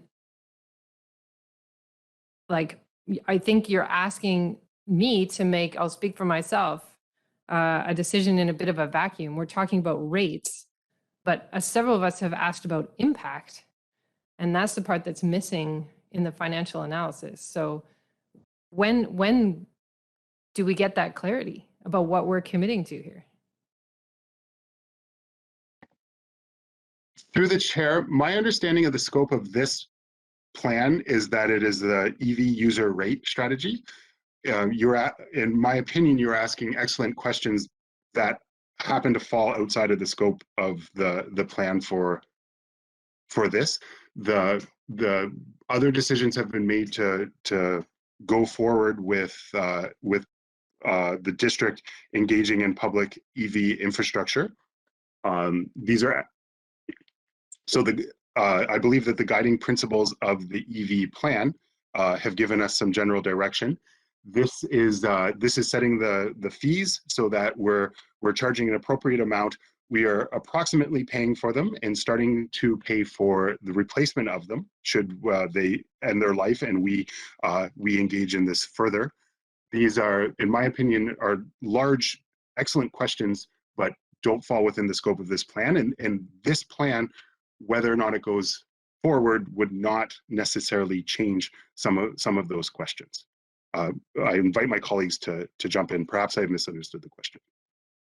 Yeah, I think I would only say in addition that, you know, at this time, we are looking to a vendor to help us with the app and that sort of thing, but planning to operate the chargers ourselves. We will learn over time what's entailed in that as far as costs go, et cetera. But also we will stay close to the market, and it's part of our sustainability team's role to understand, the marketplace and the changing marketplace and in all of these things, from heat pumps to electric cars to chargers and everything else. And so when we determine that there's interest in the market to either lease these from us or buy these from us, then it's certainly in our at that point a time to come back to council, and the question will be sort of what's our strategy going forward. Do we want to keep these going forward and have control over the pricing? Do we want to get out of the electric gas station business as being not core municipal? I think that's a question for a future day, but it's absolutely within our remit to stay close to the industry and keep an eye out for an exit strategy. Can I follow up? So what you're telling me is that even though we have data points in this report, no one on staff has run a financial model on what this looks like in terms of potential revenue at a low, medium, high, and the costs at a low, medium, high scenario in terms of use. So we have no financial model right now. We're making decisions about fees in the absence of any connection to costs or impact on the other side. That's the decision you're asking me to make today? Through the chair, we are making this decision based on looking at the financial models of nearby similar communities and based on extensive conversations with experts and their advice, and understanding that we need to anchor our pricing in alignment with nearby communities and with our present infrastructure. If council is not comfortable with that, then I guess what I'm trying to get at is that I don't think a detailed financial model would have helped us. I've done a lot of modeling in my academic career. There's an old adage, garbage in, garbage out. If we don't have good data to put into a model, we're not going to have a lot of confidence in our model. So based on that, we made the conclusion that that what we did was sufficient to anchor our pricing. And if we made it adaptive and iterative going forward, then that's the best strategy. If council believes that that's not appropriate, then we understand that. Thank you. So these other communities do have a financial model, but we don't. Through the chair, the other communities were able to run the amounts of usage and to gain kind of a better understanding of the replacement cost, like if they were paying for themselves. Yes. But we don't want to make assumptions about usage based on EV car ownership or the number of visitors based on what EV car ownership looks like in the Lower Mainland. You think that would be a garbage in, garbage out kind of analysis, even though a budget ask might come to me in September?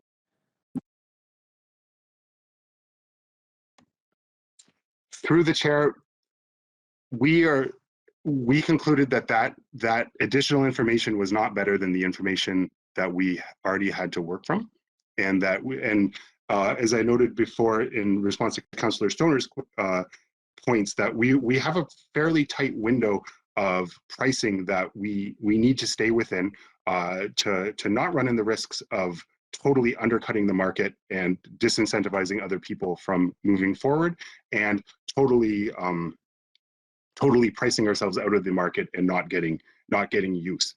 So based on those fairly tight parameters, we believe that the information that we have is sufficient as a starting point. And I would add that the point it's a strong point, well taken, that it is uncomfortable the judgment call around how much detailed cost analysis to do or not is uncomfortable in sort of a municipal setting. I guess any setting, frankly. I think that part of what Mr. Picketts, Dr. Picketts is saying is that the market determines the price. If we were a private business trying to decide whether to start up, then we'd have to do our best at a cost analysis, and we might get it right or we might not. In this case, there are private businesses operating in this space. We're getting our capital infrastructure at a quarter of the rate they are, and matching their prices. We feel that the very strong endorsement of council to move forward in bridging the gap in the provision of this service in order to move forward on the climate action plan, we felt was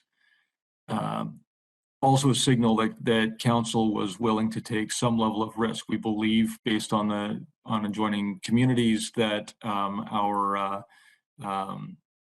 that the market pricing will be sufficient to also cover our costs. The market pricing is kind of what the market pricing is. There is a chance that for whatever reason the demand isn't there, or people back over our chargers more often than in other places, and we end up taking a loss. That is, we acknowledge that risk, that the community is putting this out there in good faith, that it's the right thing to do to get more people in electric cars, but there is an element of risk, and we acknowledge that. Thank you. Councillor Pettingill? Yeah, I think for me, just sort of rereading the report and refreshing my memory, we did approve the EV infrastructure charging plan in 2020. In October 2020, we approved the grant for these specific chargers. So, in my mind, it sounds like we're having a discussion now, rethinking, do we really want to accept the grant, which seems to me a separate discussion. From my perspective, I'm comfortable. I see the usage of the one in front of Municipal Hall, and having a plug-in hybrid, especially in the downtown, it feels like there isn't enough charger availability. So, I see the demand is there. And for me, again, the primary objective, I recall from our previous discussions and from my perspective, is driving adoption, not breaking even at this point. And we may well, I'm not actually worried about the business case, seeing where the markets and technology are going. And I think the risk is small because we can quickly exit. And because of those grants, the cost and risk to us is very, very small. So from that perspective, I'm comfortable moving forward. My only concern is that if staff doesn't have enough flexibility in the pricing to adjust quickly, that we will undermine our objectives of driving adoption as quickly as possible. And so with the resolution as presented, does staff have the ability to change fees fairly quickly to do whatever adjustments they need, or can we adjust this to provide more flexibility on the pricing? Adjust the resolution. I see Mr. Buxton said. Go ahead. As I think Mr. Picketts noted, or Mr. Wickham noted, we do need to have clarity of fees contained in the statutory bylaw, that being the fees and charges bylaw. Given the discussion we've had around the uncertainty around the business model, trying to then convert the current flat rate per hour that we've proposed here, trying to convert that into demand-based, when we know that we have poor data, is even harder to try and do. I think what we need to do is collect some data. We need to collect a year's worth of data, and then we can come back and say we can move to this different rate model We can come back to council with potentially a budget ask if there is the need for that, depending on whether or not the costs cover expenses. And bottom line is if we run this for 3 months and nobody uses it, we need to come back ASAP with an amendment to the fees and charges bylaw again to change that. So I think we can move relatively quickly on this. And as Mr. Wickham's noted, yes, we are doing this in the absence of robust data. But up until the point that we actually operate it, that's going to be the case. We need to operate it, we can collect data, and then we can reset rates relatively quickly to meet our objectives. You okay? Thank you. And my note, I think, has been addressed here, but just that fair market value versus cost recovery. And if there is a deficit, is that something that we're just considering driving adoption, and that's an investment in its own right. So I would like to have seen it flushed out a little bit more. I see that we're getting 27-cent dollars, but I'm just curious if we're just going to bleed that back over time or not. And that picture's not clear to me. So anyways, I suppose the other bit is, given that we're not generally in this type of business, and it is a new venture, can we profit on these things in the bright glowing future of 27-cent dollars for our infrastructure and market rates covering it? Is there any limitations that way? I suppose that's a question maybe to our corporate officer. Can we just to be I've heard some pessimistic views around the table as far as it covering costs, but if it gets into a profitable point, is that creating any issues beyond sort of building up the bank, the funds to replace the infrastructure? Is Ms. Arthur's available? But in the interim, yes, she's here and ready, Mr. Buxton, if you'd rather. I'll pass to. So in anticipation of what Mr. Buxton might say, it'll depend on how the agreement is structured too with the, number one, there's two things. So we could set up, if the intent is not just a fee that covers the costs, but is actually to build for the future, that would be a whole different animal, and it would get into the provisioning area so that we develop a strategy and a plan for the future. I'm not quite sure that that's what this is. Part of the other thing is it'll depend on the contractor that we use as well as to how the fees are structured and how they're raised over time or any of that type of consideration. So there's a couple of different things that go into how we're going to arrange the fees based on the feedback that we're getting right now and what discussion we need to go and have when we go away. Thank you. I guess my last question on this is, we were provided some rates of the communities to the north and south of us, and for comparison purposes, and I understand that. How stable have those been over time? I'm not familiar with this space, and I know that it seems the gas station moves every morning. I've never seen anyone change the number, but it happens even with the plastic clips, but it happens frequently. So I want to make sure that I'd just like to understand that space and the tools that we have with our fees and charges bylaw to adapt to that, minute by minute, it feels like in some other spaces. Through the chair, my understanding is that they're quite dynamic. For example, the city of Vancouver has already differentiated some of their routes with some of their fees within the city. So they're using kind of parameters of, if it's at 75% usage capacity, they increase the amount, and if it's at 40%, they decrease the price. So they're already applying that, and some chargers within the city are cheaper than others. So my understanding is that communities have been quite dynamic in this and responsive. Thank you. What was presented to us is much more simple than that. And I just wonder if that's a function of the, or Vancouver's responsiveness, for instance, is a something that's better captured under their charter from the province. I just know that ours, as much as we can move air quotes fast in our time, sometimes that's quite a bit slower than the market is. And as we're discussing the specific rate, I'd just like to understand how that piece can be done, so we're not lagging for a month with either no usage or choking everybody else out for a month because we're low, but it takes us that long to make the change that we need to make in our fees and charges.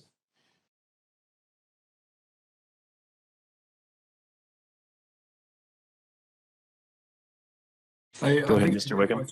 I agree about a month would be how long if these are in the fees and charges bylaw in the traditional sense. That would be about how long it would take.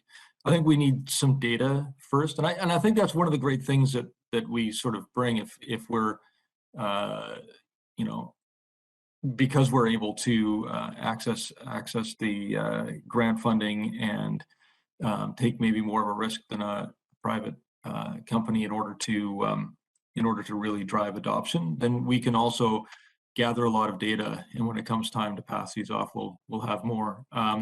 If we find that we're turning just far too much profit, or if we find that we are need to restructure the fees in such a way that we can change on a week by week basis or day by day or hour by hour basis, then we'll have to get creative and come back with different wording in a bylaw and work with our corporate officer on how to do that.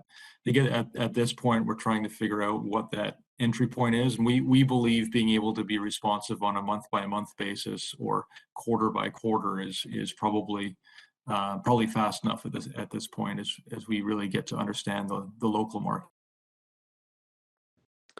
Thank you. Councillor Pettingill, did I see your hand? Well, yeah, I just, and maybe Mr. Wickham addressed it now, but given some of the comments, I wanted to clarify when I'm speaking about demand pricing, I'm thinking about these systems are all electronic payment. They know when it's occupied, when it's not, when it's charging, when it's just sitting there using it but not charging.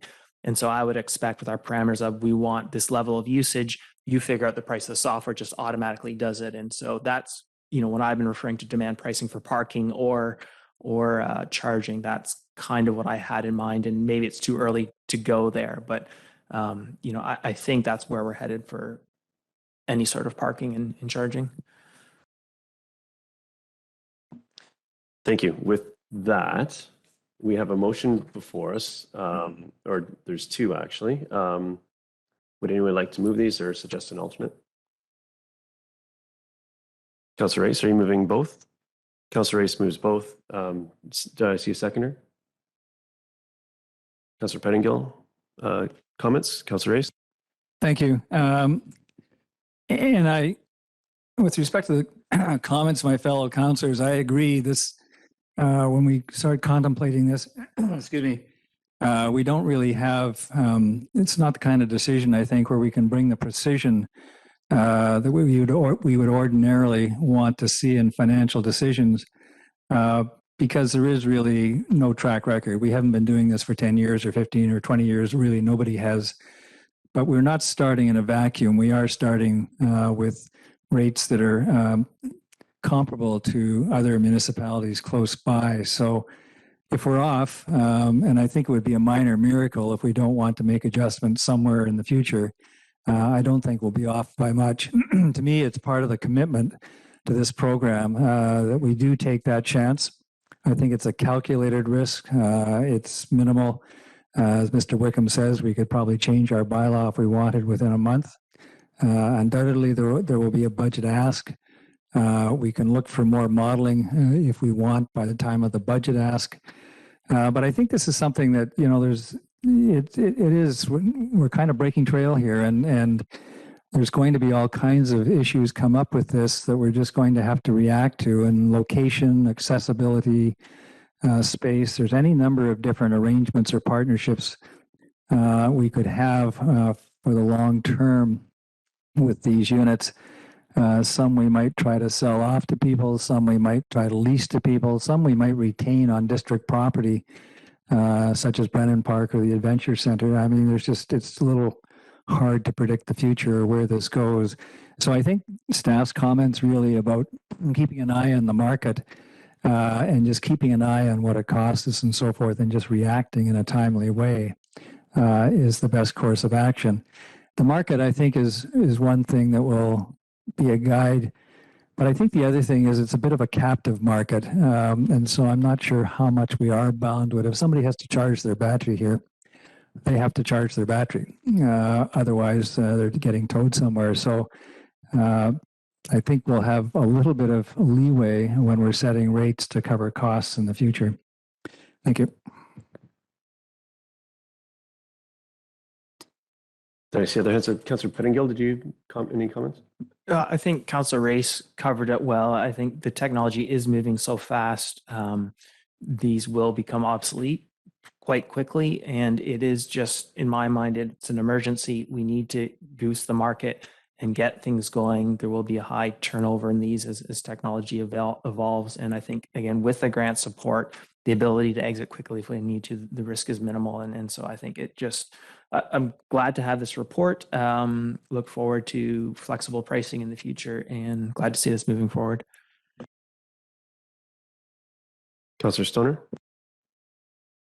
Thank you. I will support the motion on the floor despite my hesitation. It is challenging when we don't have the data in front of us to make the informed decisions that we want to. But as my fellow councillors have noted, this area is changing rapidly.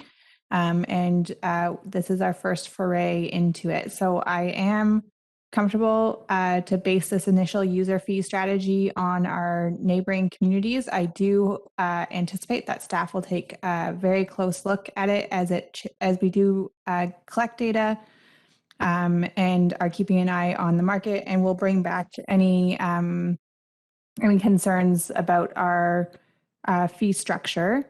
I was going to potentially make a motion, but I think I'll just note that I think that includes consideration of how or if we sell or lease these chargers in the longer term and adhere to kind of our initial provision that this is not necessarily a business that we want to be in long term. Subsequent to that, I also think that it deserves some discussion, potentially to future committee of the whole meeting, around how the EV network will be stationed throughout the community. There were really important considerations around accessibility raised in this in today's discussion, as well as locations. So I think that that's something that council and the community will probably like to see and be part of that conversation before they're installed. So I'll leave my comments at that. Thank you very much. Thank you, Councillor Stoner. Councillor French, and then Mayor Elliott. Thanks, Chair. And Mr. Picketts called this a starting point, and speaking in favor of the motion, I fully agree. This is the early going as more and more electric vehicles are coming into use. And for me, it's very much a learning exercise. A significant amount of data will be collected over time, and that data will help us plan what the electric vehicle charging infrastructure looks like into the future. We all agree that things have changed quickly and will continue to evolve with velocity. And this is a sector searching for leadership at this time. We've seen industry leadership here in Squamish. Garibaldi Village is a great example.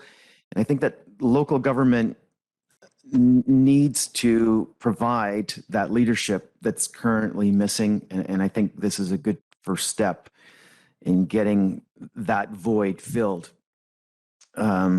In this space, I think that a year is a really long time. So the flexibility we've been talking about at this table and the ability to move quickly and adapt quickly is important. So I am supporting the motion currently in front of us. Thank you. Mayor Elliott. Thank you. I think picking up on Councillor Stoner's comments, that considering accessibility in terms of where these chargers are placed and how they're built is really important. So we talk a lot about downtown and making sure that if tourists come, they can plug in and walk somewhere and visit local businesses. And I think that's true.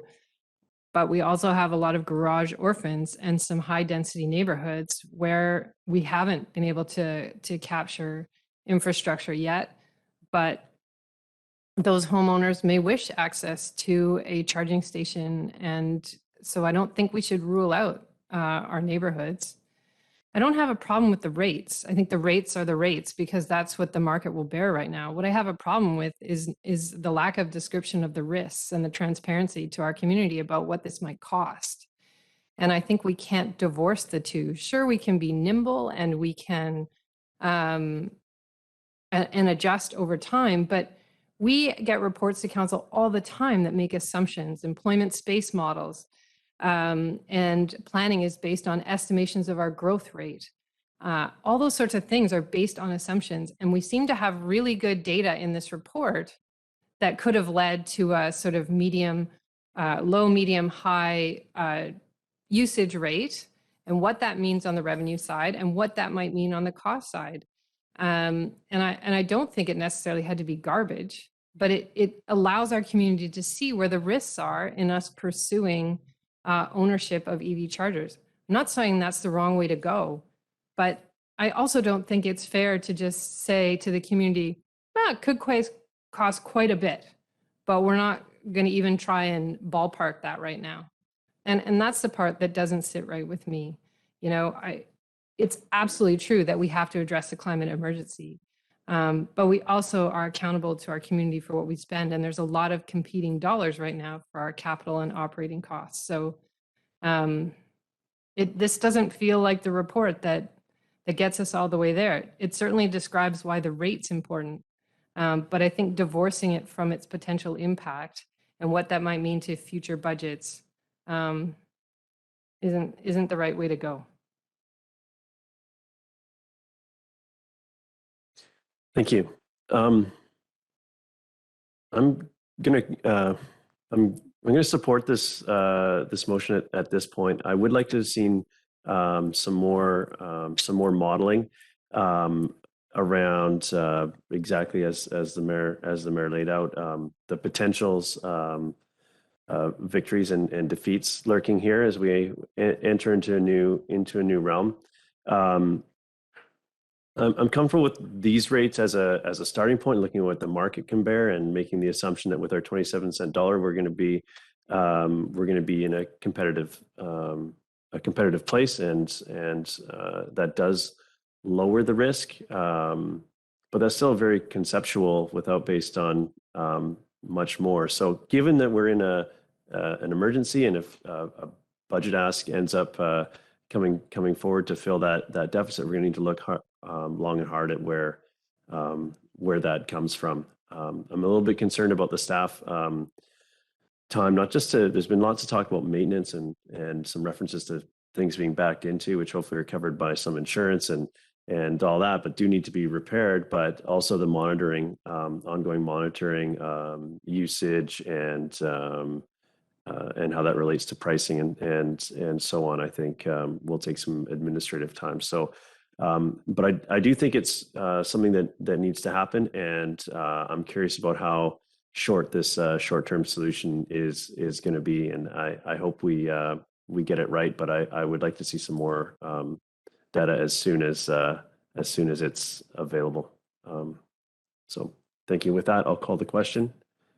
Any opposed? Mayor Elliott opposes. Motion carries. Councillor Stoner. I'd like to put a subsequent motion on the floor for consideration. Go ahead. So I'd also just like to propose that staff bring back for review, a review of the EV charging fees, a business case, revenue versus costs, and options for leasing or selling the EV charging stations acquired through the Sea to Sky Vehicle Network Expansion Grant to a third party in advance of the 2023 budget discussions. Thank you. Is there a seconder?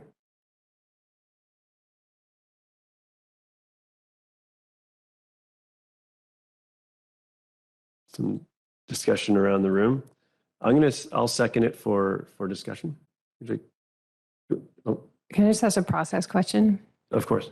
So we've just spent an hour and a bit with staff telling us they can't produce those numbers. And now there's a motion on the floor to produce those numbers. And so I think before we debate it, in which staff can't involve themselves, we check with staff. Okay, so I'm going to withdraw my seconding and we'll refer to staff on this one.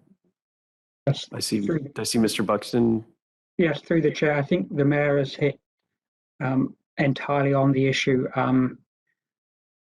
We are going to struggle mightily to produce some, in the absence of usage data that's generated from the charging stations. It's going to be mighty difficult for us to produce anything that we would be prepared to stand behind. So the timing on that is, we're not going to be able to produce anything more robust than we have to date. So the mayor hit the nail on the head. All right, I'll withdraw my motion for now. Thank you. Just a quick question on that point. Our adjacent communities, we were able to get some data from them as far as pricing goes, but there must be some deeper analysis as they've run that, and we could compare their maybe potentially extremely high or low usage to. There must be some more depth there. I think, is that information that's not readily shared with us, or are those services provided by a third party? Or I'm just curious about that particular piece. Seems to be a bit of a void. Through the chair, excellent questions, Councillor Herford. The Whistler just did an analysis themselves, so they had publicly funded charging stations up for a while without a fee strategy. So they just analyzed the usage data. The City of Vancouver did a more deep dive with some deeper analysis. I just want to interject very quickly and apologize if I offended anyone with my quotation of the garbage in, garbage out. I didn't create that adage, and I didn't mean to undersell the importance of good information. It just trying to talk about the assumptions. Sorry, that's a little aside, but I didn't mean to take light of the mayor's comments. Thank you. Thank you. With that, I think that draws this conversation to a close. So thank you very much to staff for joining us here. Council, I was optimistic that we were ahead of schedule by about an hour, and that discussion I didn't think would be so robust, but we're back on schedule. So we're going to break now for lunch, and we'll be back at 1 o'clock. Thank you.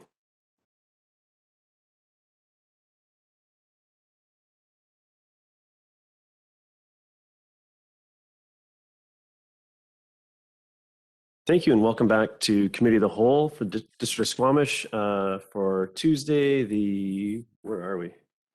It is February 8th. We're on to item 4, which is the rezoning bylaw for 1001 Finch Drive. And Ms. Philp's going to be leading this, I believe. Over to you. Thank you very much. Thanks, Councillor Herford. So I'll just share my screen here and start the presentation up. All right.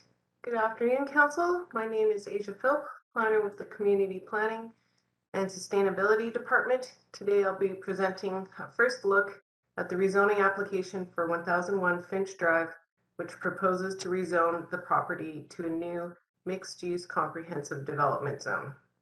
The objectives for today are to get the committee's feedback on the overall project, and specifically on the applicant's community amenity contribution offer, the proposed employment space, the market rental housing, and on the parking and open space provided. The subject property is within the Loggers East neighborhood plan area. 1001 Finch is the first rezoning application within the mixed-use development land use designation. So that's the dark purple areas on the land use plan shown here. The property is outlined by the dashed red line. The mixed-use development or MUD designation specifies land that should provide for a flexible mix of light industrial, office, retail, and upper story residential uses. The site's approximately 3 acres It's currently zoned CD 79 and is being used as a temporary portable base site for the Squamish Montessori School. The site's within development permit areas 1 and 3. It's subject to flood hazard and contains portions of environmentally sensitive areas, including being adjacent to Loggers Creek and also several ditches. It's also encumbered by the BC Hydro transmission lines that run across the eastern half of the property. So the proposal is for a mixed-use development that consists of 2 four-story buildings. The left-hand building, located closer to Loggers Lane, is proposed to have commercial space at grade and a 45-unit hotel in the 3 stories above. The right-hand building closer to the hydro lines is proposed to have a 120-space childcare facility, which would be the permanent location for the Squamish Montessori School, as well as 44 purpose-built market rental apartment units in the 3 stories above. Parking is provided via a surface parking lot under the hydro lines. So the rezoning application triggers the district CAC policy. The CAC is offered primarily as provision of in-kind amenities. These are outlined in the table here under the applicant's offer.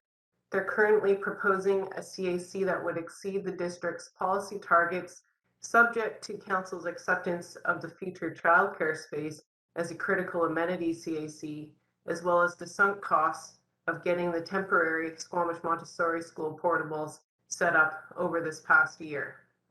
The applicant is also proposing to construct a trail under the hydro lines to connect Finch Drive to the southern lot boundary, as well as a multi-use path and pedestrian crossing along the Finch Drive frontage to connect the site to the corridor trail. In addition to the CACs listed here, the applicant is proposing 100% market rental for the residential component, a public art installation on site, and a commitment to low carbon energy sources for the residential units. The ground floors of each building are shown here. Overall, 50% of the total floor area of the development is employment space. Breaking down the employment space, 55% is taken up by the hotel, 34% by the child care facility, and 11% by commercial retail unit or CRU space. The child care space is outlined in red. The applicant is currently in discussions with the Squamish Montessori School to lease the additional space outlined in orange here. The 2 spaces combine would total just under 11,000 square feet of space for the nonprofit childcare operator for a term of up to 20 years. And this has been described by the applicant as a guaranteed lease offer for 10 years, plus options to extend the lease for another 20 years, or for another 10 years. So 20 years in total. A childcare space of this size is likely to support between 120 to 125 children.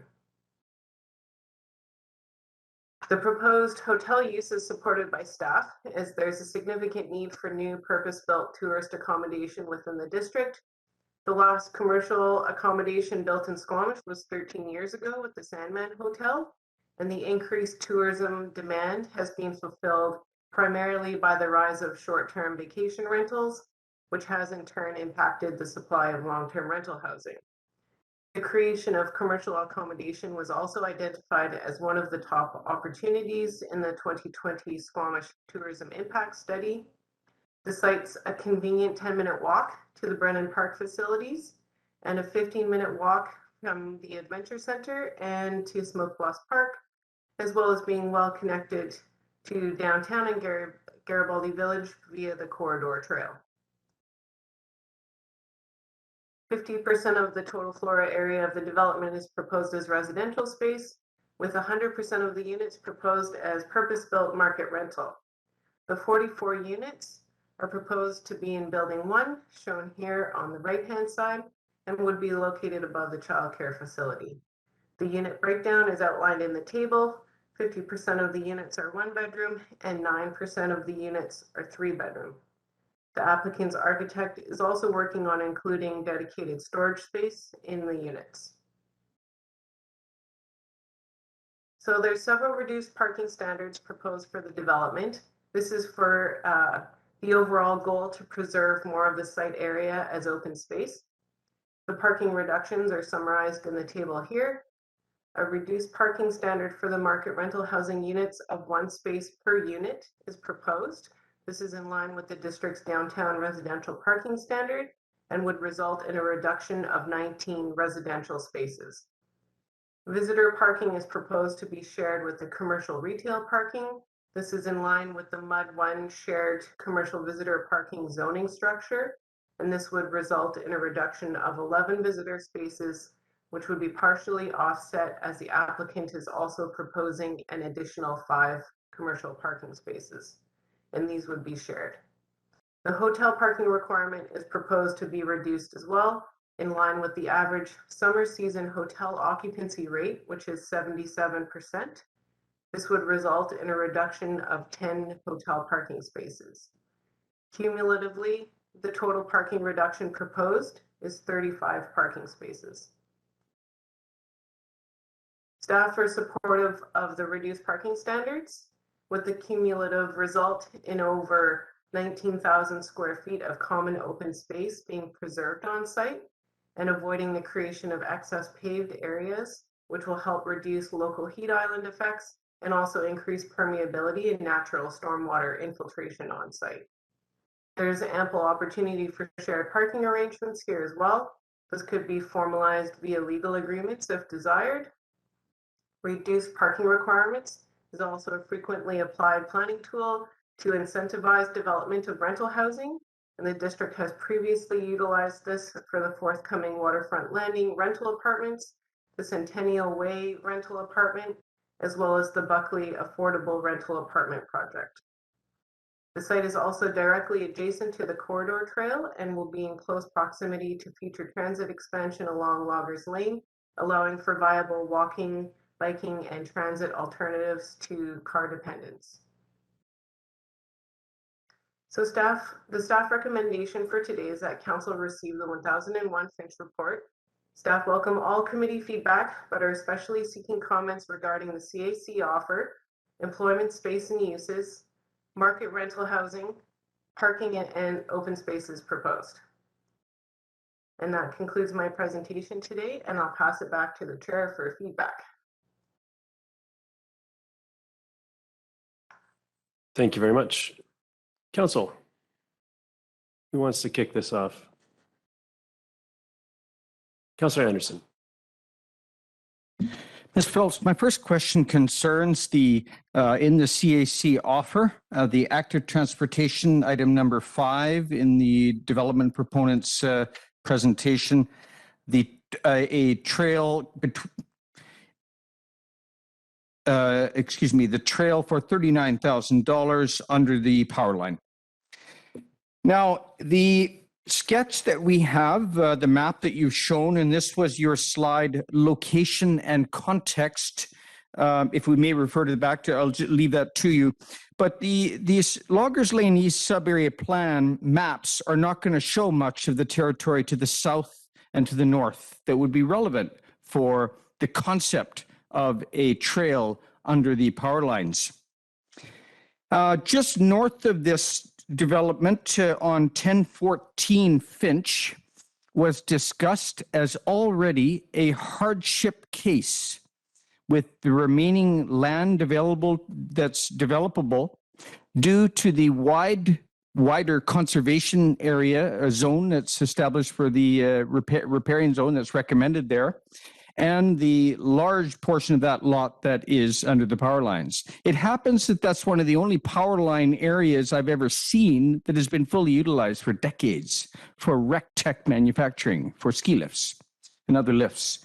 And the issue for the trail proposal in the CAC package for me is it a trail from nowhere to nowhere? It is a concept that this trail alignment. But to the north, as I've mentioned, 1014 Finch, they're not going to be very happy about accommodating it because of the constraints already on that lot. To the south, there may also be similar issues for those general industrial lots to the south, and the way that the power corridor aligns with them. I'm not sure, but it needs I suggest needs a look. Further north again, north of Raven, the alignment that's generally sketched out in the sub-area plan points to the trail continuing through what is clearly a valuable wetland area. In fact, almost the entire hydro corridor north of Raven is quite valuable as wetland. So I doubt that we're going to seriously consider a heavy footprint type of multi-use trail through there. In fact, the trail that already exists north of Raven is better aligned with the alternatively proposed trail alignment through our sub-area plan area that is between 1027 and 1033 Raven. Right across the road is an existing trail heading north that avoids the wetland area. So I'm pointing to the scenario of, in fact, both north and south, it may need a further look as to whether this trail is going to be valuable and practical, considering environmental, but also land ownership and what may arise with development prospects. What are they left with? Because it will have a large footprint, certainly on 1014 Finch. So my question to you is, can we propose alternative uses that are off-site, if you like, for that $39,000, such as investment in channels, which a lot of them need maintenance there, throughout the whole waterway network that we refer to as the Mampum Reunion. There are water elevation infrastructure sills and these types of things. A lot of them need maintenance.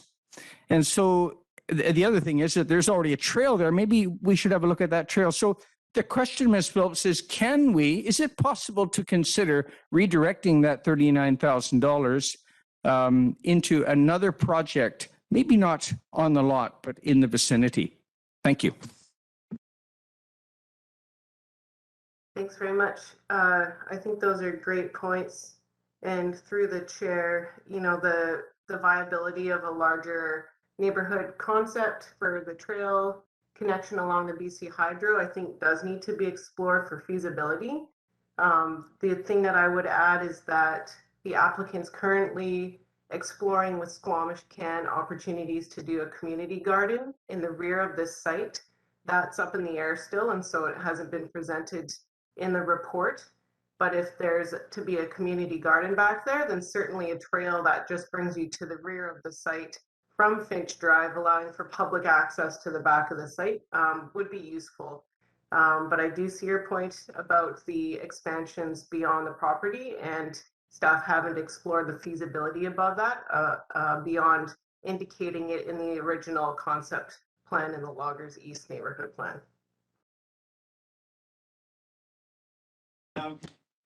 Councillor Anderson, you need to turn your microphone on there. Excuse me. Thank you, Ms. Phillips. My second question relates to another item in the CAC package, and that's public art. And it's simply, could we ask the developer to agree to have the public art tendering and the administrative aspect of the project allocated to the Squamish Arts Council? Right now, it would not be, and we have the private developer that will do things their way or as they see it, and not a bad thing. But in terms for the purposes of the development of community public art, in my view, it would be beneficial to have good standards for administering a tendering project and have a competitive process. Is it possible to suggest this to the developer, that the public art project be a partnership with the Squamish Arts Council?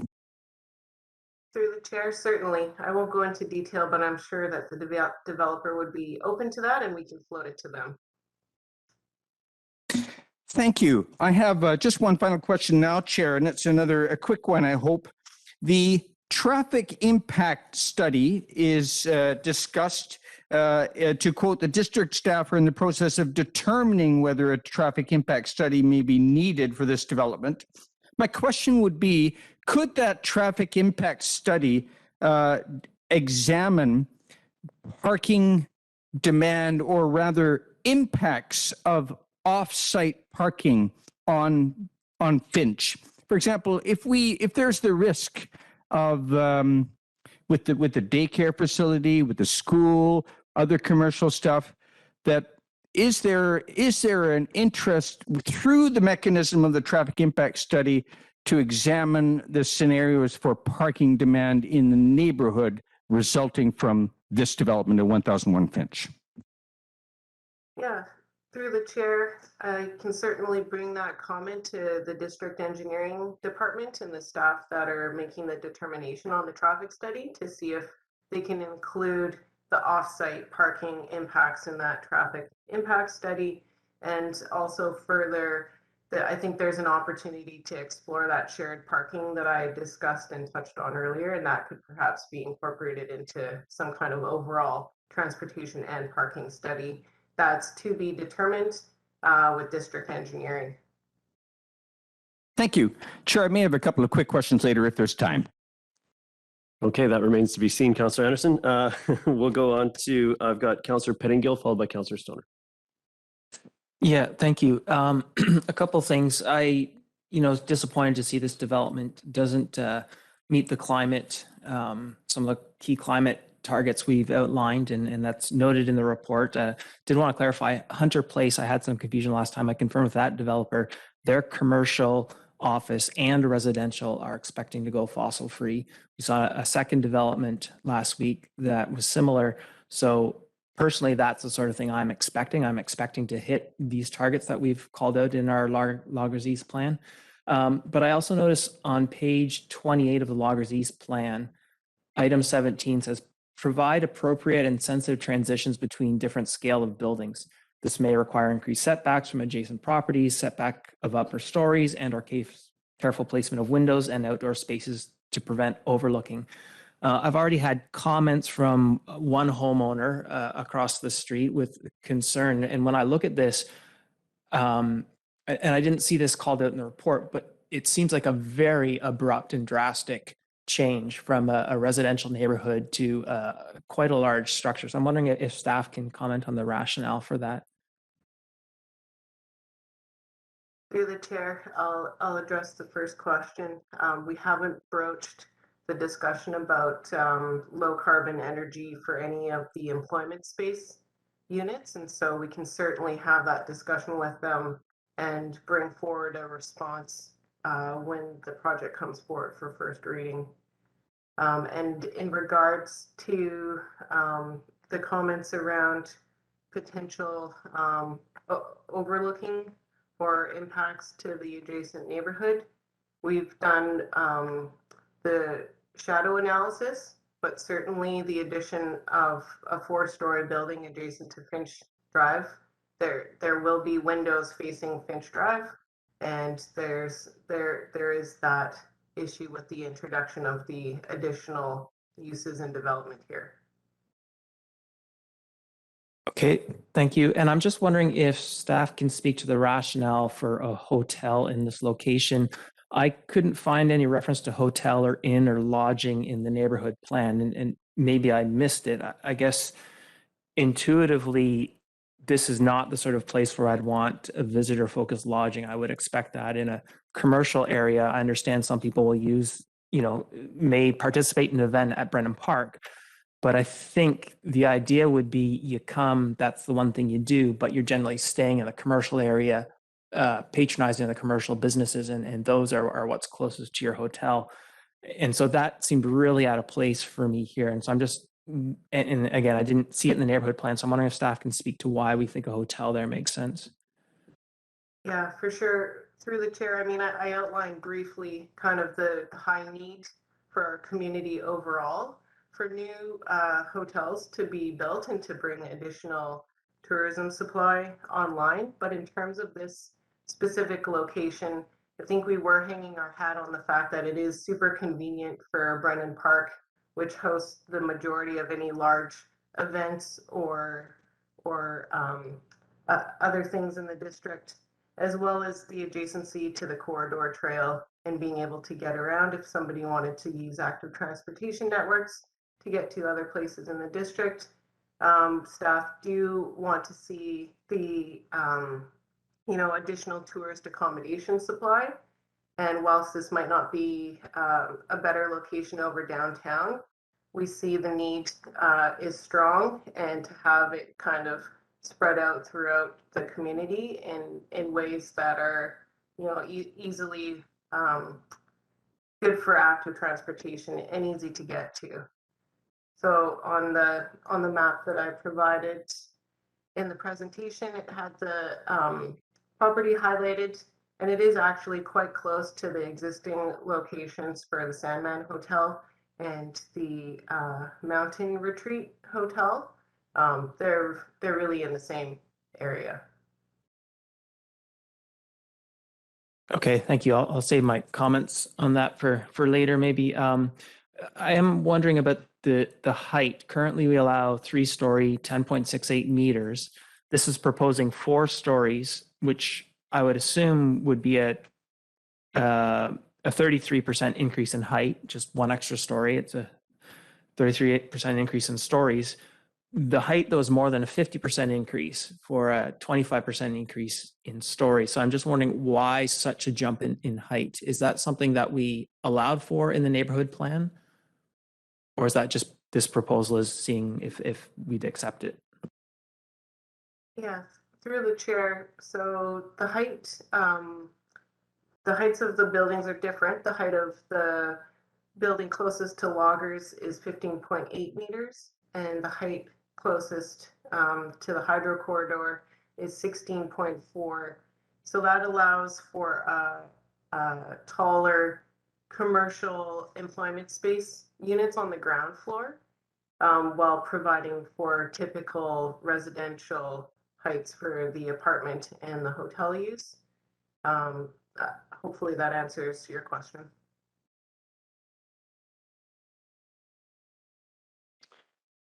Councillor Stoner, followed by Councillor Race.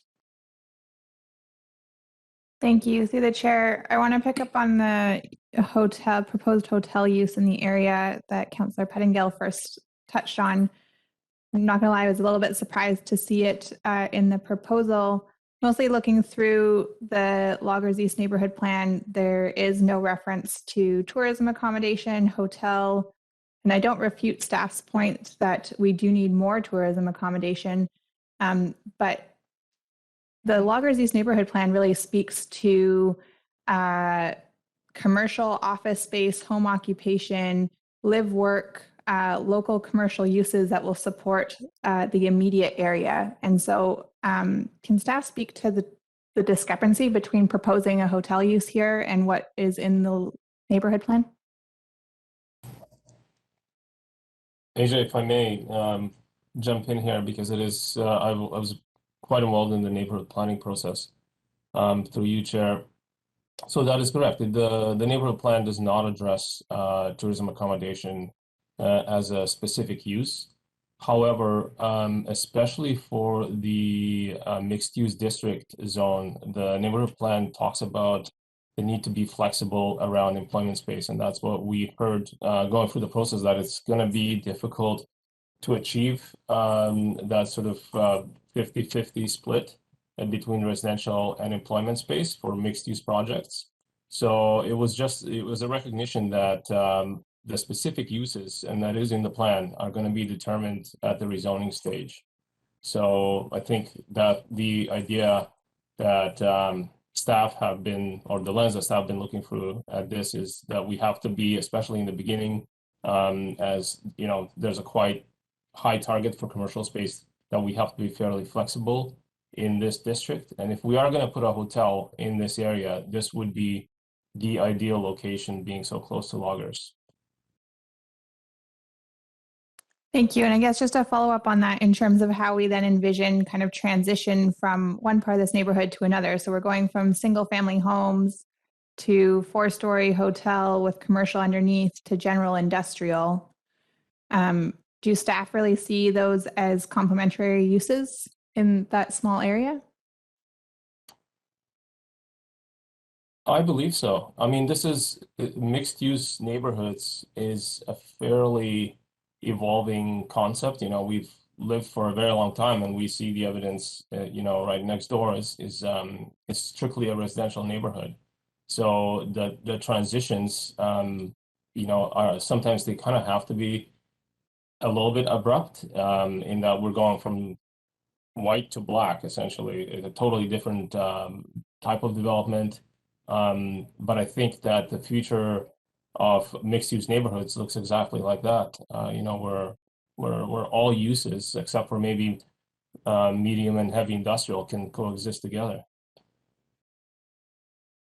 Okay, and then just a question on the CAC. There's a proposal that we accommodate some of the sunk costs for the current placement of the Montessori. Is that something that we've done in the past? Is recognize actions that a landowner has taken and putting them forward to a future CAC?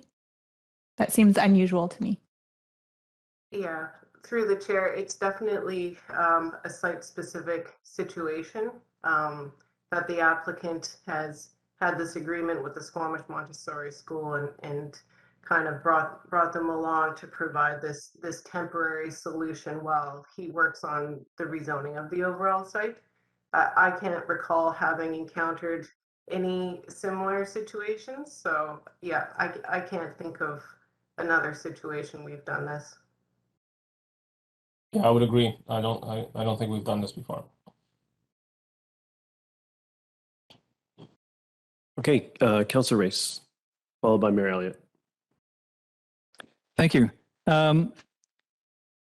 Just still on the hotel topic, when we talk about transition, and I recognize in the mud zone on Government Road up north of the rail yards or next to the rail yards, you're right, on one side is a mud building, a mixed-use building, and on the other side of the street is an older residential building, but much lower, of course. And I'm just trying to picture it. Are we talking about more or less the same distance between, you know, the width of the street and so forth? That may be difficult to answer by memory. But anyway, I'll leave you with that. I don't know if that can be checked. But one thing that did occur to me is, do we consider when we're talking about transition from low to high, as the sub-area plan calls for, have we thought about setting back part of the upper floor, for example, and so it doesn't go to 4 stories right out to where it fronts to the street? Has that been considered? And I recognize that that would reduce the floor area, but it might meet that transition concept that's in the sub-area plan. Yeah, through the chair. So certainly I don't have the numbers for the mud one distances off the top of my head, but it's something I can bring back for first reading. I think you make a strong point there. And I'll just add that the first story on Finch has a 4-meter setback, but the upper stories above that have a 6.13 meter setback. So the upper stories are stepping back by an extra 2 meters from Finch. Oh, Jonas, you're on mute. If I could just add quickly to Asia's response on the North Yards, I think the one is fairly significant difference between these two developments is that the flood construction level in the North Yards area is significantly higher than it is here. So that transition is a bit harder between, you know, the single family homes on the north side of the road versus the development, mixed use development on the south side, because the podium where the commercial space starts is quite higher, and then you've got the full building on top of that. Here, that is going to be much lower. So there's not going to be a parking podium. You know, that's essentially the first floor and a half of the building. Yeah, and I can just add on to Jonas's statement that the flood construction level, they just have to raise the site by about 1 meter. So it's actually quite minimal to reach the FCL for this current property. Thank you. Second is with respect to parking, and Table 8 sets out what are required and then what are proposed. And I'm just wondering where those required figures come from. Is that in the general zoning bylaw or is that in the sub-area plan? Through the chair, it's in the zoning bylaw. Thank you. And final question with respect to the daycare, and it's referred to in the report as affordable daycare, and I appreciate it's proposed to be leased to a nonprofit. But do we have any control over whether or not it's affordable, whatever that number might be? And I'm assuming that it's being charged out at probably market rent for commercial space or something like that. Can you comment on that? Yeah, through the chair. So I don't have the lease number details from the developer from Squamish Montessori School. We could potentially see if we can get those for first reading for consideration. But as things stand right now, you're correct. We wouldn't have any say over the lease rates charged, and I assume that it would be somewhat close to the market rate. Thank you. Mayor Elliott, and then I've got Councillor Finch.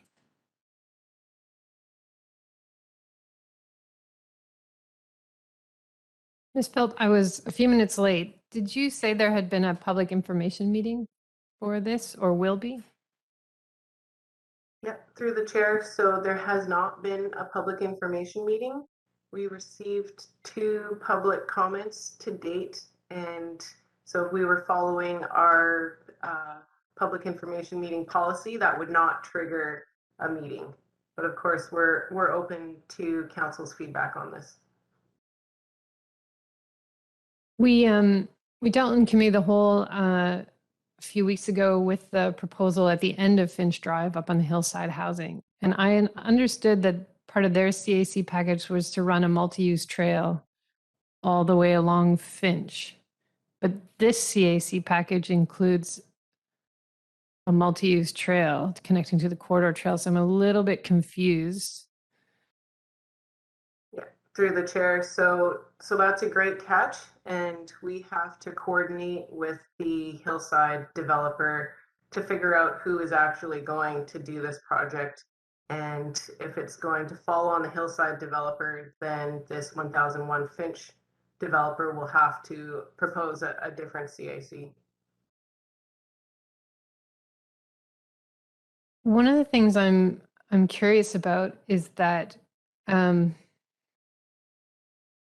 when we look at the list of uses that is on page 71 of our agenda, there's so many different things here. And I understand Mr. Villanis's statement about needing to be flexible. But this isn't a general zone we're creating. This is a specific rezoning. And I think it's very difficult for the neighborhood to understand whether they're getting something that will be quiet or quieter, like business and professional office or assisted living, versus a hotel with a bar and a bowling alley on the bottom, which is a very fundamentally different, building to integrate next to industrial and single family. So why this broad list of allowable uses? Yeah, through the chair. So I would just reiterate what Jonas had said previously, that really the intent of the mud zone was to provide like the most flexibility that we possibly could. And I do hear your comment, and I can try to work with the developer to figure out if there's certain uses that he doesn't need, and we can remove those from the list of uses to provide some better security to the neighborhood about what's anticipated there. But for sure, the concrete land uses are the childcare and the hotel. So the report makes mention that we lost an into a purpose-built rental building, and that there's a developer working on the August Jack site. But if we need hotel space, why aren't we working with the August Jack site developer to put hotel rooms there, which are close to restaurants and activities and in our downtown core? If I may. We certainly have made that recommendation to the developer on the August Jack site as well. I think at this point we're looking at multiple areas in town where we could land some tourist accommodation. But the oceanfront also has tourism accommodation, and I sort of thought the strategy was to focus that near walkable, well-serviced tourism areas that have shops and restaurants, and not put it in a neighborhood. So, you know, we've got zone space for hotel on the oceanfront. We have a current August Jack Hotel downtown that is up for redevelopment. So that to me seems like two really important places. And we've just approved the micro hotel on the lower part of Cleveland. So when I look at the potential for fixed roof accommodations in the downtown, I don't really understand why we would force this neighborhood to accept this use, which is very transient and not very neighborhood focused. I think those are, those are valid points, and the neighborhood is likely to be concerned about a hotel coming into place. As we said, this is in this area. This is an ideal location for it. We did look for research in regards to a smaller hotel and neighborhood impacts, and there is nothing out there. Most research now focuses on short-term rentals and their impact on existing neighborhoods. This is going to be a purpose-built hotel, so it should have less impact than, say, a cluster of short-term rentals in residences. And finally, I think I'm not sure if Asia mentioned this, but one of the positives for the neighborhood from having a small hotel in here may be the fact that it will facilitate the neighborhood commercial services. So it'll make those services more viable in this area, because there is a population of visitors who would use those types of services, maybe perhaps more often than residents. So I think it's certainly a valid point, and it's still under consideration with the applicant, but there are some unintended consequences that are positive to the neighborhood. My last question for now is just on the how many childcare spaces are on the site currently versus what's proposed? Through the chair, I'm not actually sure of how many spaces are in the temporary portables, but I can bring the information back for first reading. Sorry, I believe there's 50 because they have 2 classrooms, and I believe each one of those is 25 kids. So just trying to connect this back to our childcare roundtable and sort of best practice in terms of size and scope, and also sensitivity to the neighbors. We do know we've got some people that are sensitive to noise. We certainly saw that play out just north of here around daycare, which is not a reason not to put it in, but 100 kids is a lot of kids as well. So just wanting to make sure we check in with our planner who has been focused on this file around size, and also integrating something of this size into the neighborhood, and whether that makes sense. Yeah. Through the chair, noted, and it's been referred to Sarah McJanet and to Vancouver Coastal Health. They provided some preliminary feedback, but it's kind of early in the rezoning stage, and so there wasn't a lot of detail that they could get into beyond kind of validating the size and the outdoor space provided, and the design of the drop off and the circulation for the child drop off and pickup. Thank you, Chair. Thank you. Councillor Finch. Thanks, Char. Looking at the hotel component, and based on what's in front of us, it looks like this is proposed to be a pretty bare bones hotel without a commercial kitchen attached to the hotel operation. Wondering if you'd talk a little bit about kitchen, hotel, and the connection there. Through the chair, we haven't gone down that rabbit hole with the applicant, but we can certainly start having those conversations and prep for first reading. Okay, and I suspect that the CRU in the other building could potentially include food and beverage operations that could serve the hotel if there's no commercial kitchen attached directly to it. So I want to move over to the on-street parking component of this project.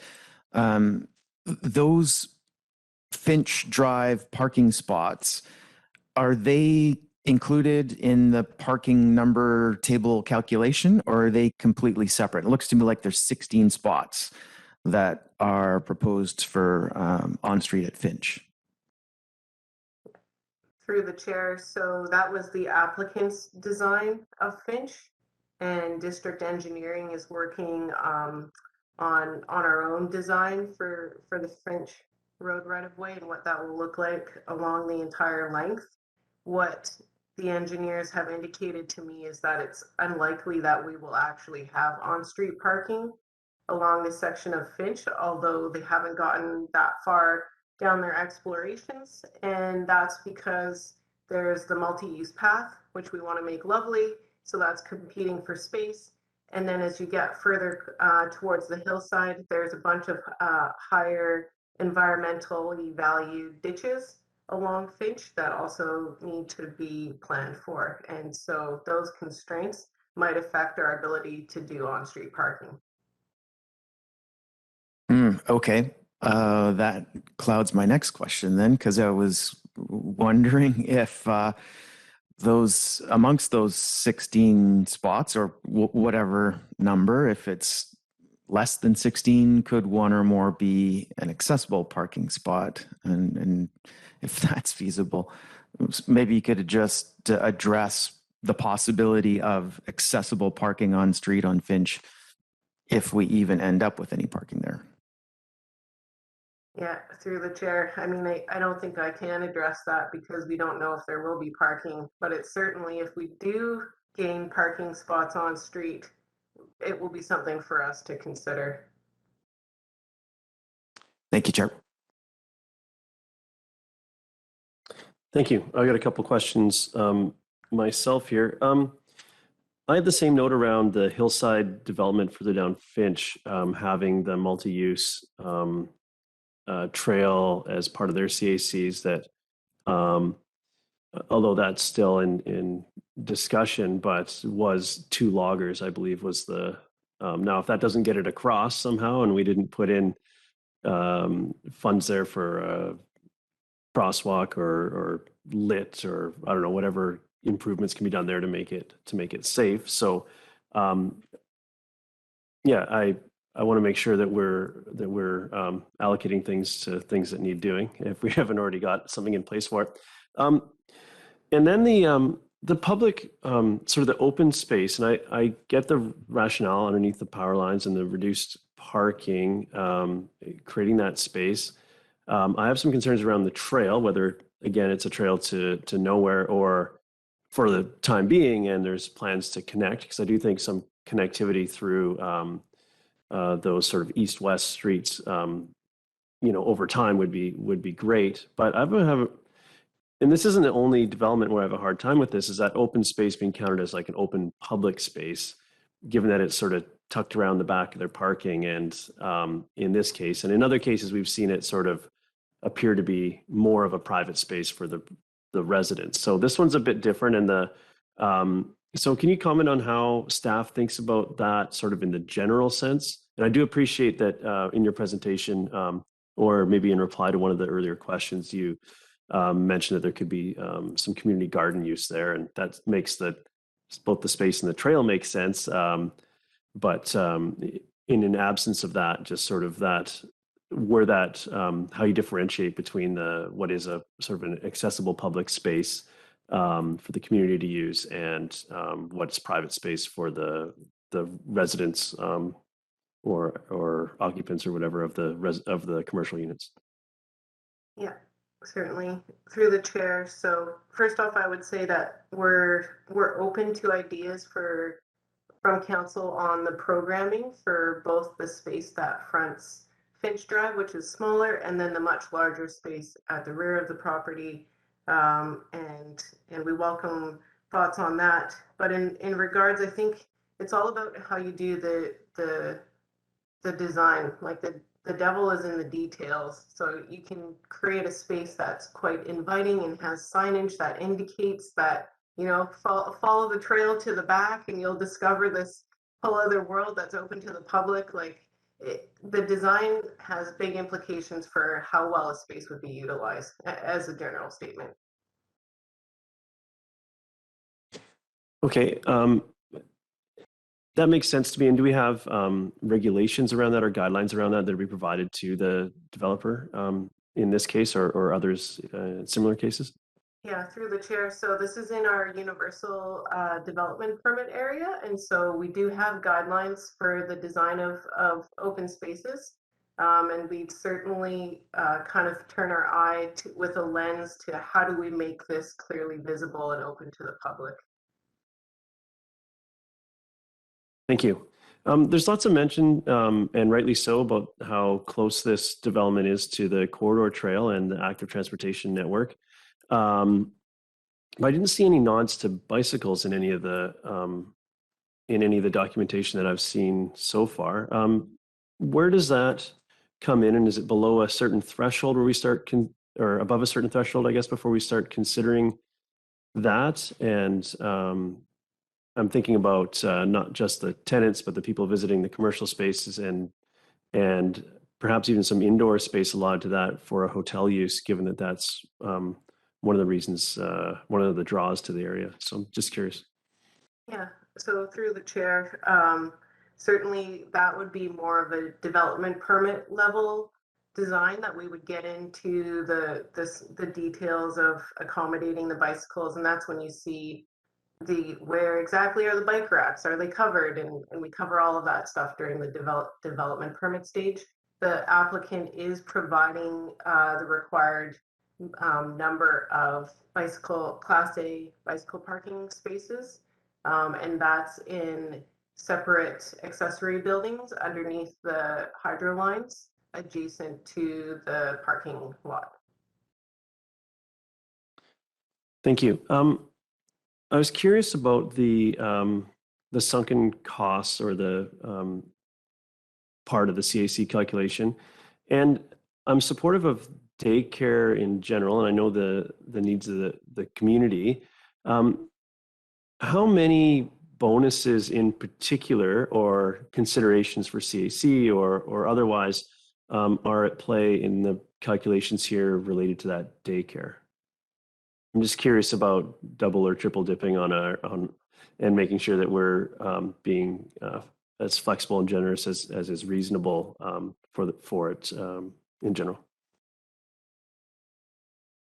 Yeah, through the chair. So staff have put forward the applicant's offer. We haven't necessarily provided staff's thoughts on this and are hoping to get council's comments on whether council feels that this 100 space daycare could be considered as a critical amenity. So that's the one aspect, is the future daycare space. And then this applicant's request for the sunk cost for the temporary site that's there is this unique situation. And also we're wanting council to weigh in on it. Okay, thank you.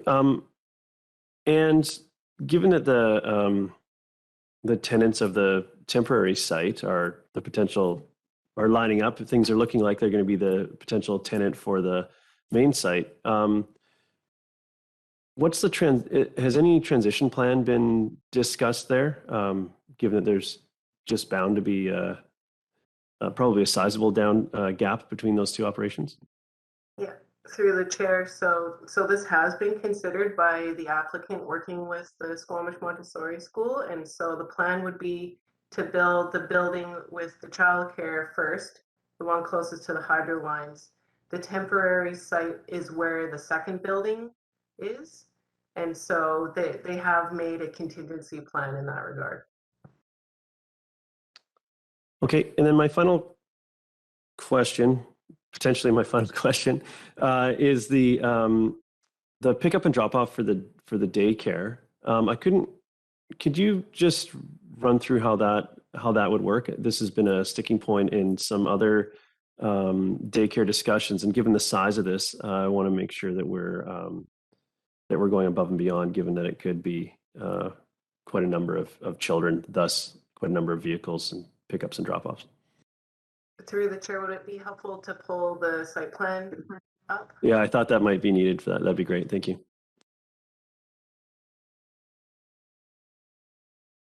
Are you able to see the site plan here?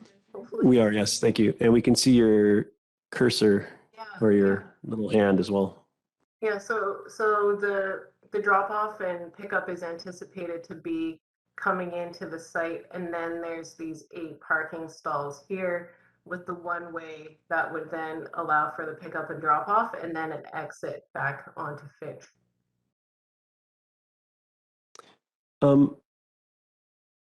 Okay, and where's sorry, can you just point the entrance to the to that commercial space? Or to the development? No, sorry, to the daycare itself. Oh yeah, there's one entrance off of the multi-use path, and it's anticipated that if the school takes over this commercial unit, that there'll be maybe some other entrances, and then off the back, there's an entrance kind of right where my cursor is. And I think all of these are also just initial plans, given that it's in the early stages of the rezoning. So if you have any thoughts on that, feel free to pass them along.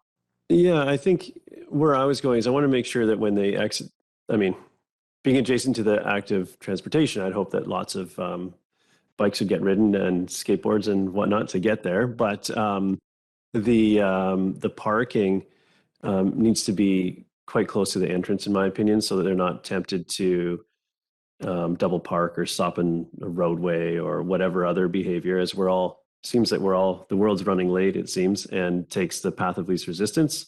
So I'd like that path of least resistance to be the designed path. And that might need to even come into some signage around the use of those spaces, so that if you have, say, Squamish's next hot breakfast place or brunch place in that commercial space under the hotel, those spots are available for the daycare use, which would happen at around the same time. So as to what those regulations are and how that factors into the parking, which I think is a piece that I couldn't quite square away for myself, as far as they probably don't need to be set aside for the daycare the entirety of the day, but certainly for pickup and drop off times that may be appropriate, and then how that feeds into our parking calculation. And those loads really depend on what's in the commercial spaces as well. Yeah, but I would like to make sure that that's the main entrance is close to those parking spots.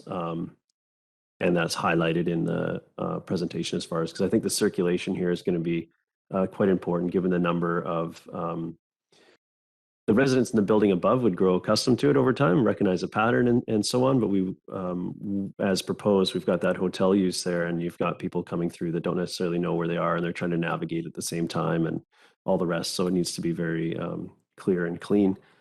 I'd love to see low carbon for the entire site, just to go to transitioning into comments here for those, for everybody. I think that's obtainable and reasonable.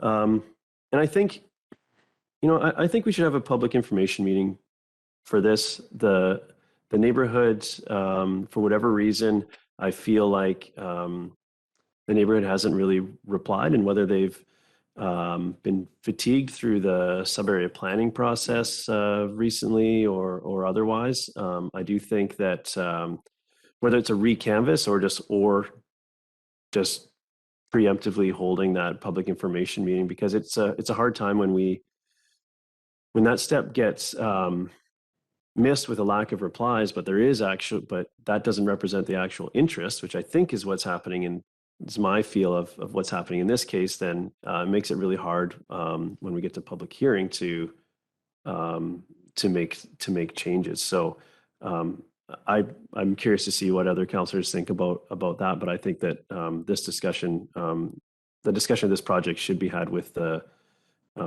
adjacent community. And I think that our two comments that we've received thus far don't represent the interest once this, if this is to move forward. And I think, yeah, I think I'll leave it there for now. So, Councillor, we're trying to wrap up. We go Mayor Elliott and then Councillor French, Pettingill.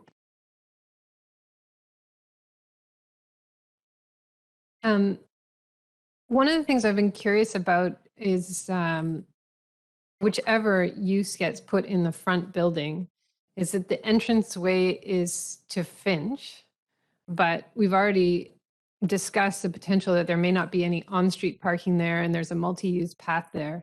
So I really think we have to rethink, because obviously people can't enter the building from Loggers Lane.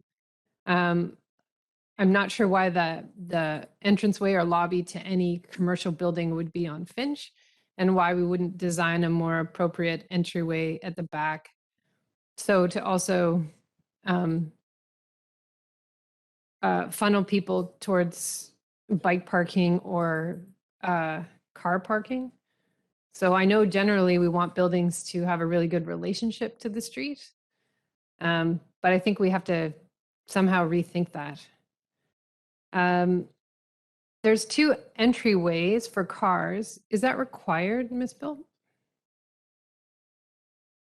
Through the chair, the minimum is one, but in this sense, for facilitating the drop off for the daycare, we thought that it would be great to have the two entrances, and then just for the regular fire truck access and garbage. The other piece is the lack of infrastructure in the open space. So we've seen how badly that's played out in Ravenswood when we don't ask developers to actually put something into green space for the neighborhood. So I'm a little bit worried that not having it there when the building opens, but then I guess relying on, it sounds like latecomer kind of contributions to eventually make some sort of playground or park happen. I think that concerns me a little bit, that that wouldn't go in closer to the beginning. Like my colleagues, I think it's a miss on the climate piece. I'm not sure I would count the whole childcare and the pre-site changes. I think that's a risk that the developer took for themselves, but I'm not sure that's part of our CAC package. I don't support the hotel use, and I would really need to hear the neighborhood strongly support that use. I think what we were trying to build here is a neighborhood. And I think fixed roof hotel accommodation, what we need should be situated closer to restaurants and shops and our downtown core, where I believe we have land available for that use. Yeah, just fixing up the confusion on the who's paying for the multi-use path, where. And I know we've reduced the number of 3-bedroom units in the rental accommodation to just enable more units. But this is a great neighborhood for families. It's close to the Corridor Trail, it's close to Brennan Park. And so anyway, I just thought maybe if there was room for a few more 3-bedroom units in the rental, it's not a bad place to situate them. I'm just a bit confused why we include the language in our neighborhood plan about the transition from what's existing there to what's new. So I'd like to have a better sort of concept of what that can look like from single family to mud to general industrial to the south. I know we already have one neighbor querying the height. And then I think my other comment was just around the size of the childcare and whether that's a good size for a childcare to fit in a neighborhood, or whether we should spread out a few smaller ones in the Finch Drive area. Thank you. I have Councillor French, followed by Pettingill, Stoner, Race. Anderson. Thanks, Chair. So I'll start with the community amenity contribution. Generally, I think this looks good. The trail from nowhere to nowhere isn't a big concern for me because that trail proposal looks like it works as an internal trail serving just that property to get folks from Finch to the back of the property and then what will hopefully be an active space of some kind, whether it's a community garden or something else. Employment spaces, I think a hotel can work in this location, but I sure would like to hear from the people currently living in that neighborhood. So I support Councillor Herford's idea of a public information meeting. The proposed size of the hotel, I think could be appropriate. We definitely have a history of controversy related to hotel locations. The Mountain Retreat was resisted when it was first proposed, and it seems to be doing okay in the business park. And we've since added another hotel in the business park. And then the proximity to Centennial Fields, Brennan Park, the Mancomb River, Smoke Bluffs, the Adventure Center, I think further strengthens the argument that a hotel could potentially work. But again, I'd like to hear from those already living in the neighborhood what they think about a hotel in their backyard.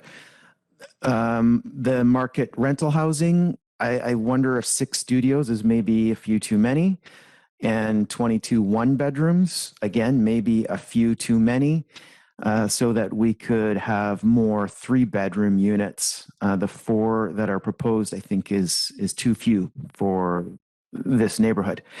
And parking and open space provision, the parking relaxation of 35 spots in conjunction with the 16 on street potentially not happening is causing me worry. If this does go ahead as a hotel, think about the peak summer days when the hotel is full and the residential spaces are all being used by the folks that live there. What then happens with the spillover out onto Finch, and how does that impact the people that are currently living there and have got hotel guest vehicles parked out in front of their houses? So I worry about that potential impact if we allow the parking relaxation to go that deep. Those are my thoughts. Thanks, Chair. Thank you. We've got Councillor Pettingill. Okay, thank you. I had trouble wrapping my head around the CACs because in my mind, what's proposed so far is too far from what the neighborhood plan talks about to really think about if the CACs were in the neighborhood. I understand why there's a desire for flexibility on commercial, and I think if our goal is to maximize the use of the site right out of the gate, maybe that makes sense. But I don't think, you know, if there's not demand for all the commercial space, we don't need to build it all and fill it all right now. We can build, you know, the residential and commercial out over time. And so I think we should really focus on what we need and build to that size now and think about expanding uses later if it makes sense. I think, you know, from the drawings, I know they're not final, but the height and the proximity to the single family across the street, others have talked about it as well, it's just too abrupt a transition, and it doesn't fit what I saw that policy I read out from the neighborhood plan. I'm looking for a more gradual transition, I think, between the zones. I had thought this was going to be about neighborhood focused business with the point of you can walk to work, your employment and services are local, you don't need to use your car. And for me, this is not a good location for a hotel. I wouldn't use the Sandman or Squamish Mountain Retreat as good examples. They may work well for the business models of those hotels, but in terms of moving away from car dependence, you really, I think, need your car, or you're much more biased towards using a car if you're staying at one of those hotels because of those locations. For me, Brennan Park, it might be the main thing that draws you to the area for a hockey tournament or soccer tournament. But I think the benefit to Squamish comes when you're at our restaurants, at our shops and so on. And so I think we want people staying downtown where that commercial activity is, and then take active transit to Brennan Park for some of the activities. But where you're spending your money and having a lot of your other leisure time, I think that should be downtown in my perspective. I am generally in support in reducing our reliance on cars, which means moving away from expecting a lot of parking. But if there is going to be a hotel here that's not close to all the commercial amenities, and from my perspective, it's not close from if I was walking in the shoes of a hotel visitor, then we need a lot of parking, and it's going to be a car-dependent hotel. I think that's just the reality for the future, or for the near future. And so I think the solution here is not to put a hotel. If there is going to be a hotel there, I think and this is one case where we maybe can't reduce parking. I had concerns about the way the public space was being counted. There's a reduction. There's also an ask to include dedicated daycare space towards the open public space. And when I look at the thoughts in the neighborhood plan, protecting green space and public access to that green space seemed really important. So that's an area where I'm not so comfortable cutting corners. And then a few of us have mentioned, I don't think this hits the mark on the climate emergency. And if we're building all kinds of new development, it's got to be zero emissions. We can't be adding emissions. There's going to be all kinds of embedded carbon and so on. So no matter what, we're going to be adding embedded emissions at the very least. We can't add building fossil fuel and so on top of it. So those are my thoughts. Thanks. Thank you, Councillor Stoner, followed by Councillor Race. Thank you. Through the chair, appreciate the addition of market rental in this proposal and to this neighborhood. I think it's a strong addition. I agree with my fellow councillor, Councillor Finch, that the distribution of unit sizes is a bit off, and I'd be willing to sacrifice the number of units to see more 3-bedroom units, because I think that those are the area that we know are missing in our community. With regards to the CACs, I would be supportive of applying the proposed childcare space as critical amenity. I see that as potentially justifiable, but if it's possible to see a longer commitment than 20 years for leasing to a nonprofit, well, at least more concrete than the 10 plus 10. I think that's a little bit weak. And then I also don't think it's fair to recognize the sunk costs as contribution to the CAC. I appreciate the developer for doing that, but I also think that means that they've had somebody lease some of their land in the interim, and that's been a bit of a win-win. With regards to employment space in terms of the percentage, I think that looks fine, but I also don't agree with the use, in particular the hotel use. I think it's too far from tourist amenities. I don't think Brennan Park is a strong enough attraction. There isn't public transportation along Loggers Lane yet. We don't know when that might be coming. I think it's just too car dependent for this to be a location for a hotel. I also don't think it's supported in the way that I read the Loggers East neighborhood plan, specifically the mixed use development area that says it will provide for a flexible mix of light industrial, office, retail, upper story residential, and live work spaces. Light industrial uses, including low impact manufacturing, wholesaling, warehouse distribution, and contractor offices. I think that's just too far from hotel use from my perspective. So it would have to require a lot of community support for me to be willing to entertain that use. I also agree with the mayor's comment that the list of possible commercial uses on the ground floor is too broad at this point. With regards to the open space, I'm happy to hear that the proponent is in discussion with Squamish Can on community gardens, and I hope that it's a broad conversation that's not just focused on individual garden boxes. We had a lot of discussion in the neighborhood planning process about supporting urban agriculture more broadly. So I think that might be a good opportunity to explore that public open space, especially since it's a little bit tucked away. That maybe it could actually be a bit more of a productive food area. And like my colleagues, I don't think this hits the mark on the carbon neutrality piece, and I'd like to see that strengthened before it comes back to council. Thank you. Thank you. Councillor Race, and then Councillor Anderson, then myself. Thank you. So going through the list, community amenity contribution offer, two comments about the daycare. First of all, I question whether it's an amenity contribution if it is just being treated as another form of commercial space. And I appreciate daycares are needed in our community, but when we're talking about amenity contributions and they're charging market rent for that space, I don't quite see the set off. I definitely don't see the need for a credit for the TUP space. That was a developer issue and obviously a source of revenue for them for the last little while, and it's their decision. The employment spaces and uses, once again, I'll echo other comments and say I think we should have a pretty hard look at these CRU spaces, and not just the hotel, which I'll come back to in a sec, but I think the other ones as well, to make sure that they are compatible with the neighborhood. This building is in close proximity to residential, and so I think we have to give some thought to that. And the mayor's comment that frightened me a little bit was the thought of a bar and a bowling alley, and so I think we want to be a little bit discerning about that and consider the uses. The hotel just doesn't make it for me. I have a couple of problems with it, but I think the main one, and it's been touched on by others, is that as nice an area as that is, I don't think of it as a tourist area.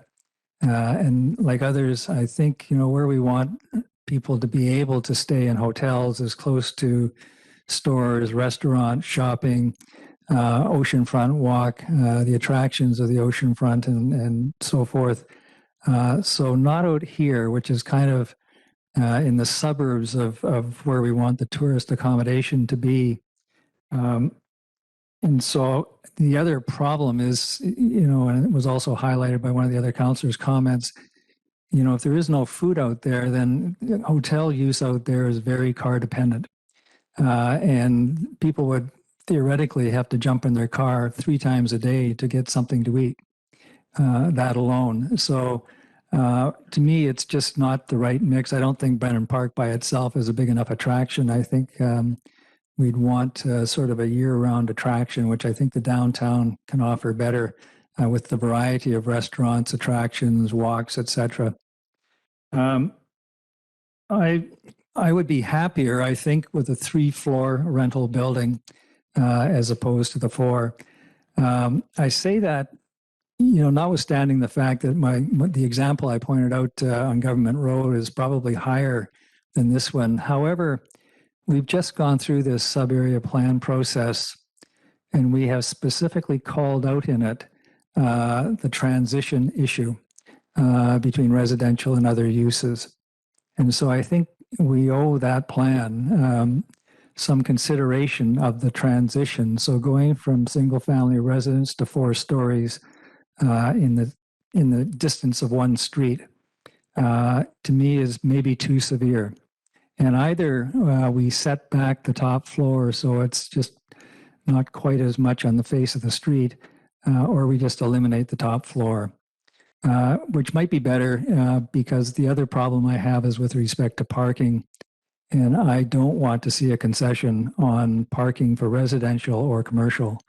I think particularly in that area, the zoning bylaw is there, and there's reasons for the standards set out in the zoning bylaw. But here, if there's no parking on Finch and there's no parking on Loggers Lane, that would put all the excess parking into a residential neighborhood. It's not like downtown where you can theoretically find, sort of Cleveland Avenue parking or something like that at off hours. So it will just put it all into a residential neighborhood, and I don't think we want to do that. I did have a question, but I'll just make a comment. I'm also concerned about the daycare.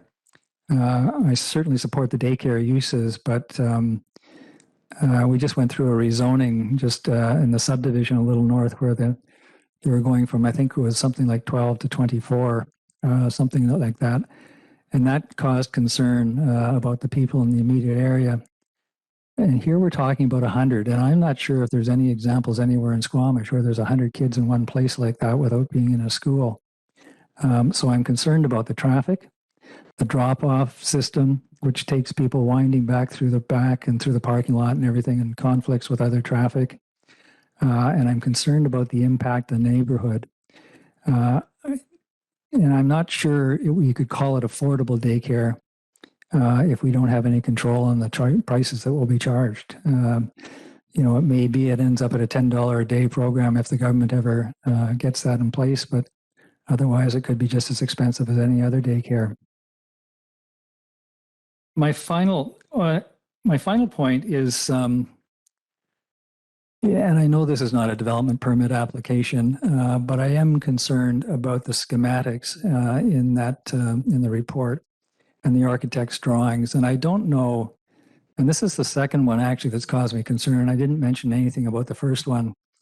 And I just assumed it was kind of massing, like, you know, a series of little blocks that give some idea of the massing. But if indeed those are renditions of what is proposed that are in the report, I'm very concerned about the lack of features of the upper stories. I mean, it's almost like a barn sitting on top of just a glass aquarium or something like that. And so it would be a problem for me at development permit stage. So I'll highlight that now so that changes can be made if appropriate.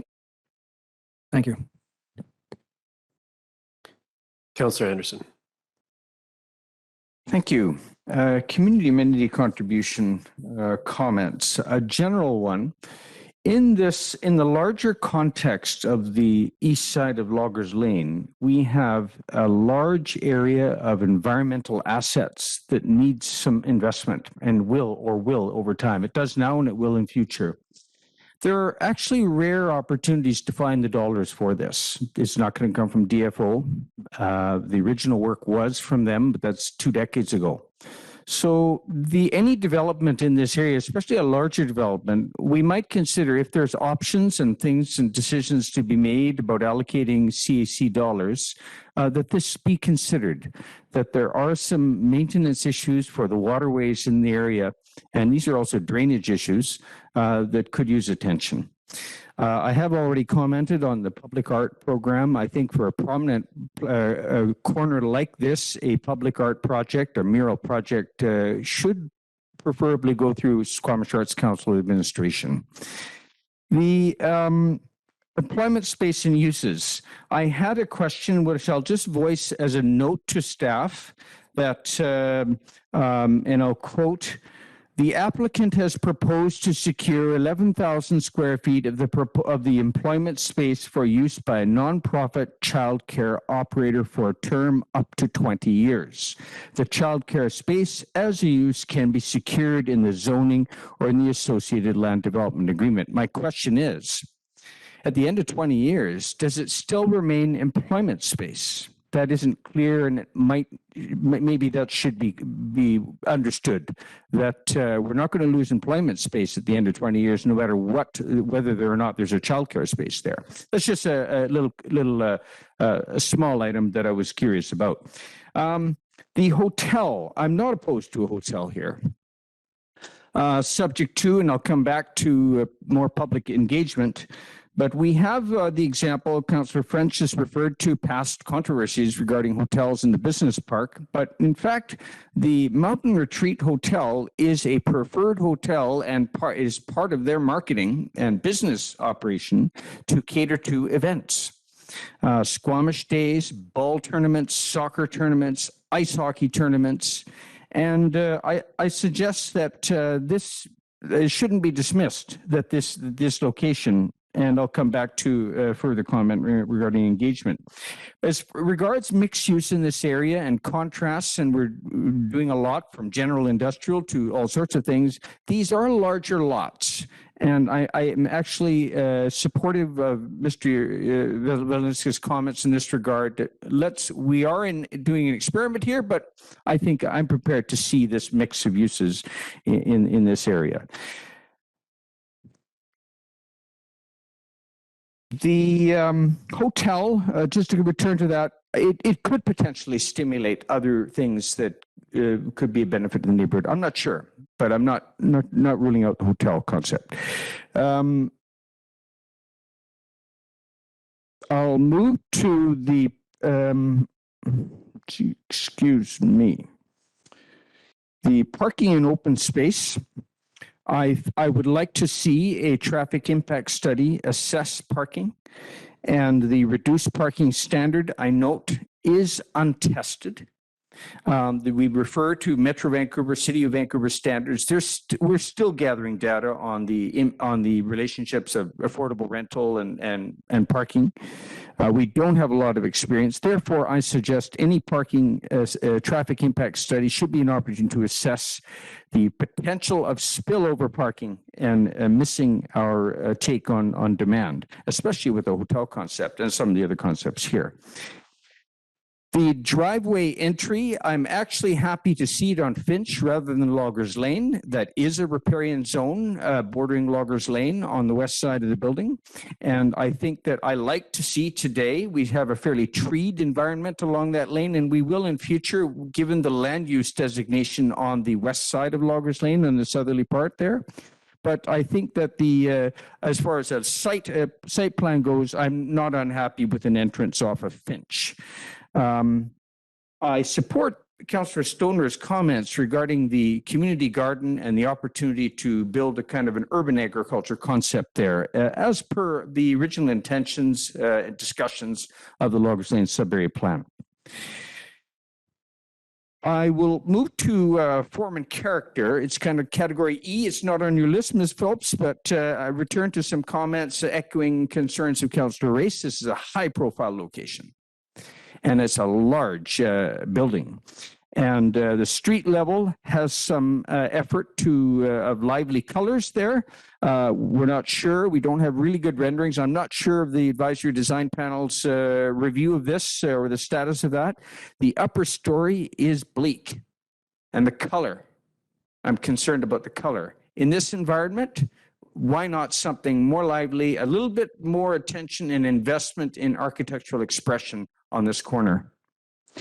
And is also for this reason that I support a competitive process for any public art, especially a wall mural, which is a little bit confusing to me. They suggest a west wall, but it seems to me that the north wall would be the one. Maybe they had in mind, I'm not sure.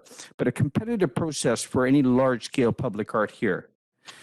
I support Councillor Herford's suggestion of a public information meeting to wrap up. We must consider that most of the people affected here will be new residents, not existing. A lot of existing residents are moving out, transitioning. Most of the people that will be here will be new residents. Nonetheless, there's an issue of mix of uses, the experiments we're undertaking, unprecedented, and feedback should be welcome regarding the hotel use concept from the climbing community nearby, from sports and Brennan Park community on that issue, and others as well. I do support the public information meeting concept. Thank you. Mayor Elliott. Just checking, Chair, that everyone's spoken. I have a couple, and then we'll come back, and then you, if that's okay. So just a couple things came up through the discussion there I want to reinforce. I do think that the unit mix of the rentals, I agree. I think we heard at least a couple voices around more 3-bedroom units, and I understand there's a fixed amount of space there, and that may result in less overall units, but I think it would result in better serving the needs of the community. I think that the space in the back, and there's been talk around different community garden related issues. I think it needs to be programmed or activated in some way. I don't think that just having that barren and partnering with someone else to do it, such as Squamish can to do the garden or some other scenario is fine, but I do think that it needs to sort of come all the way through so it can be activated, and that we should have an eye to that from the beginning so we don't have just a barren space of that. Yeah, we need something happening there, and particularly to score it as public space. I think that's important. I think trimming down the potential uses, so working with the developer into the potential commercial uses, there's a lot of value in that. I'm not a fan of the sunken costs being calculated in here. I think there's lots of concessions being made for for the daycare use, and I think that's a step further than I'd like to go. Yeah, I'm not comfortable there. The hotel use is one of those things where, to me, it could work there, but I think that it's sort of a future state thing where we weren't so car dependent on even getting here. If we could back this up with regional transit and have as an example of a way people could get to this hotel without bringing their vehicle, and we had our transit that will in future serve this area and buzz right outside, but doesn't yet. And I know there's carts and horses here that need to line up, but that's a future state that's kind of over the horizon of this being operational. So, and that parking consideration based on that, for the hotel, I think the number was based on 77% occupancy, which is the average occupancy. If it can accommodate that sort of at best, we're going to have this spillover when it is full. And I think that it kind of bleeds into the next piece, which is the streetscape and sort of the part of that interaction with the neighborhood. I'm a huge fan of the multi-use path coming through there. But when that eliminates not so much parking, but even just the ability to have some sort of frontage and some presence onto Finch Drive to sort of connect it to the community, if you will, I think some more work needs to be done there, whether you call that curb appeal or otherwise, but it really needs to be have a bit more of a nod to the integration to the community. And I think that, if done well, could offset some of the massing concerns that were in the conversation that I'm hearing right now. So I do think that could help with the transition, maybe stepping it back, maybe breaking the massing, which we've seen in some places to like a little bit narrower. But I wish there was room to push these buildings a little bit further apart. It would help with some of the view and the shading, but it does. I can see that the site's quite tight to the riparian and the hydro lines. But something, I think there's room for improvement there. And I do think that the overall height, I don't have as much of an issue with because of the flood control level. I think in some cases when we've seen these, there's such a dramatic change from the neighborhood's sort of existing flood control level, and even a single family home built next door to at the current flood control level that's only 2 stories may appear to be 4 stories to the neighbor that's living now well below it. So I think in this particular case it can be okay. That road is quite wide, but the interaction sort of at that street level, I think is very important and isn't quite there for me at this point. Okay, I'll pass it over to Mary Elliott and we'll look to wrap this up. Thank you, Chair. I was going to move the motion, except amend the second that to read council direct staff to work with the applicant to resolve any comments provided by council and bring the proposal back to committee of the whole prior to consideration of first reading. Okay, second by Councillor Stoner. Are there any comments left in any of us here at this point? Or have we, Councillor Pettingill? Is it too late to ask a point of clarification on the resolution? Would that include, a couple of people have asked for a public information meeting regardless? So does that include that or preclude that, or it's up to staff? I leave that up to staff based on council's comments. Okay, any other comments or clarifications? With that, I'll call the question. Any opposed? Motion carries.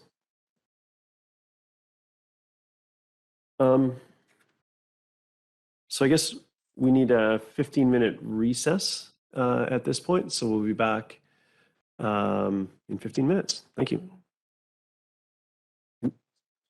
Well, technically the motion to close is after the recess on my paper, but I will do, okay, I'll entertain a motion to close. Councillor Stoner, second by Mary Elliott. Thank you. We will now take a 15-minute recess.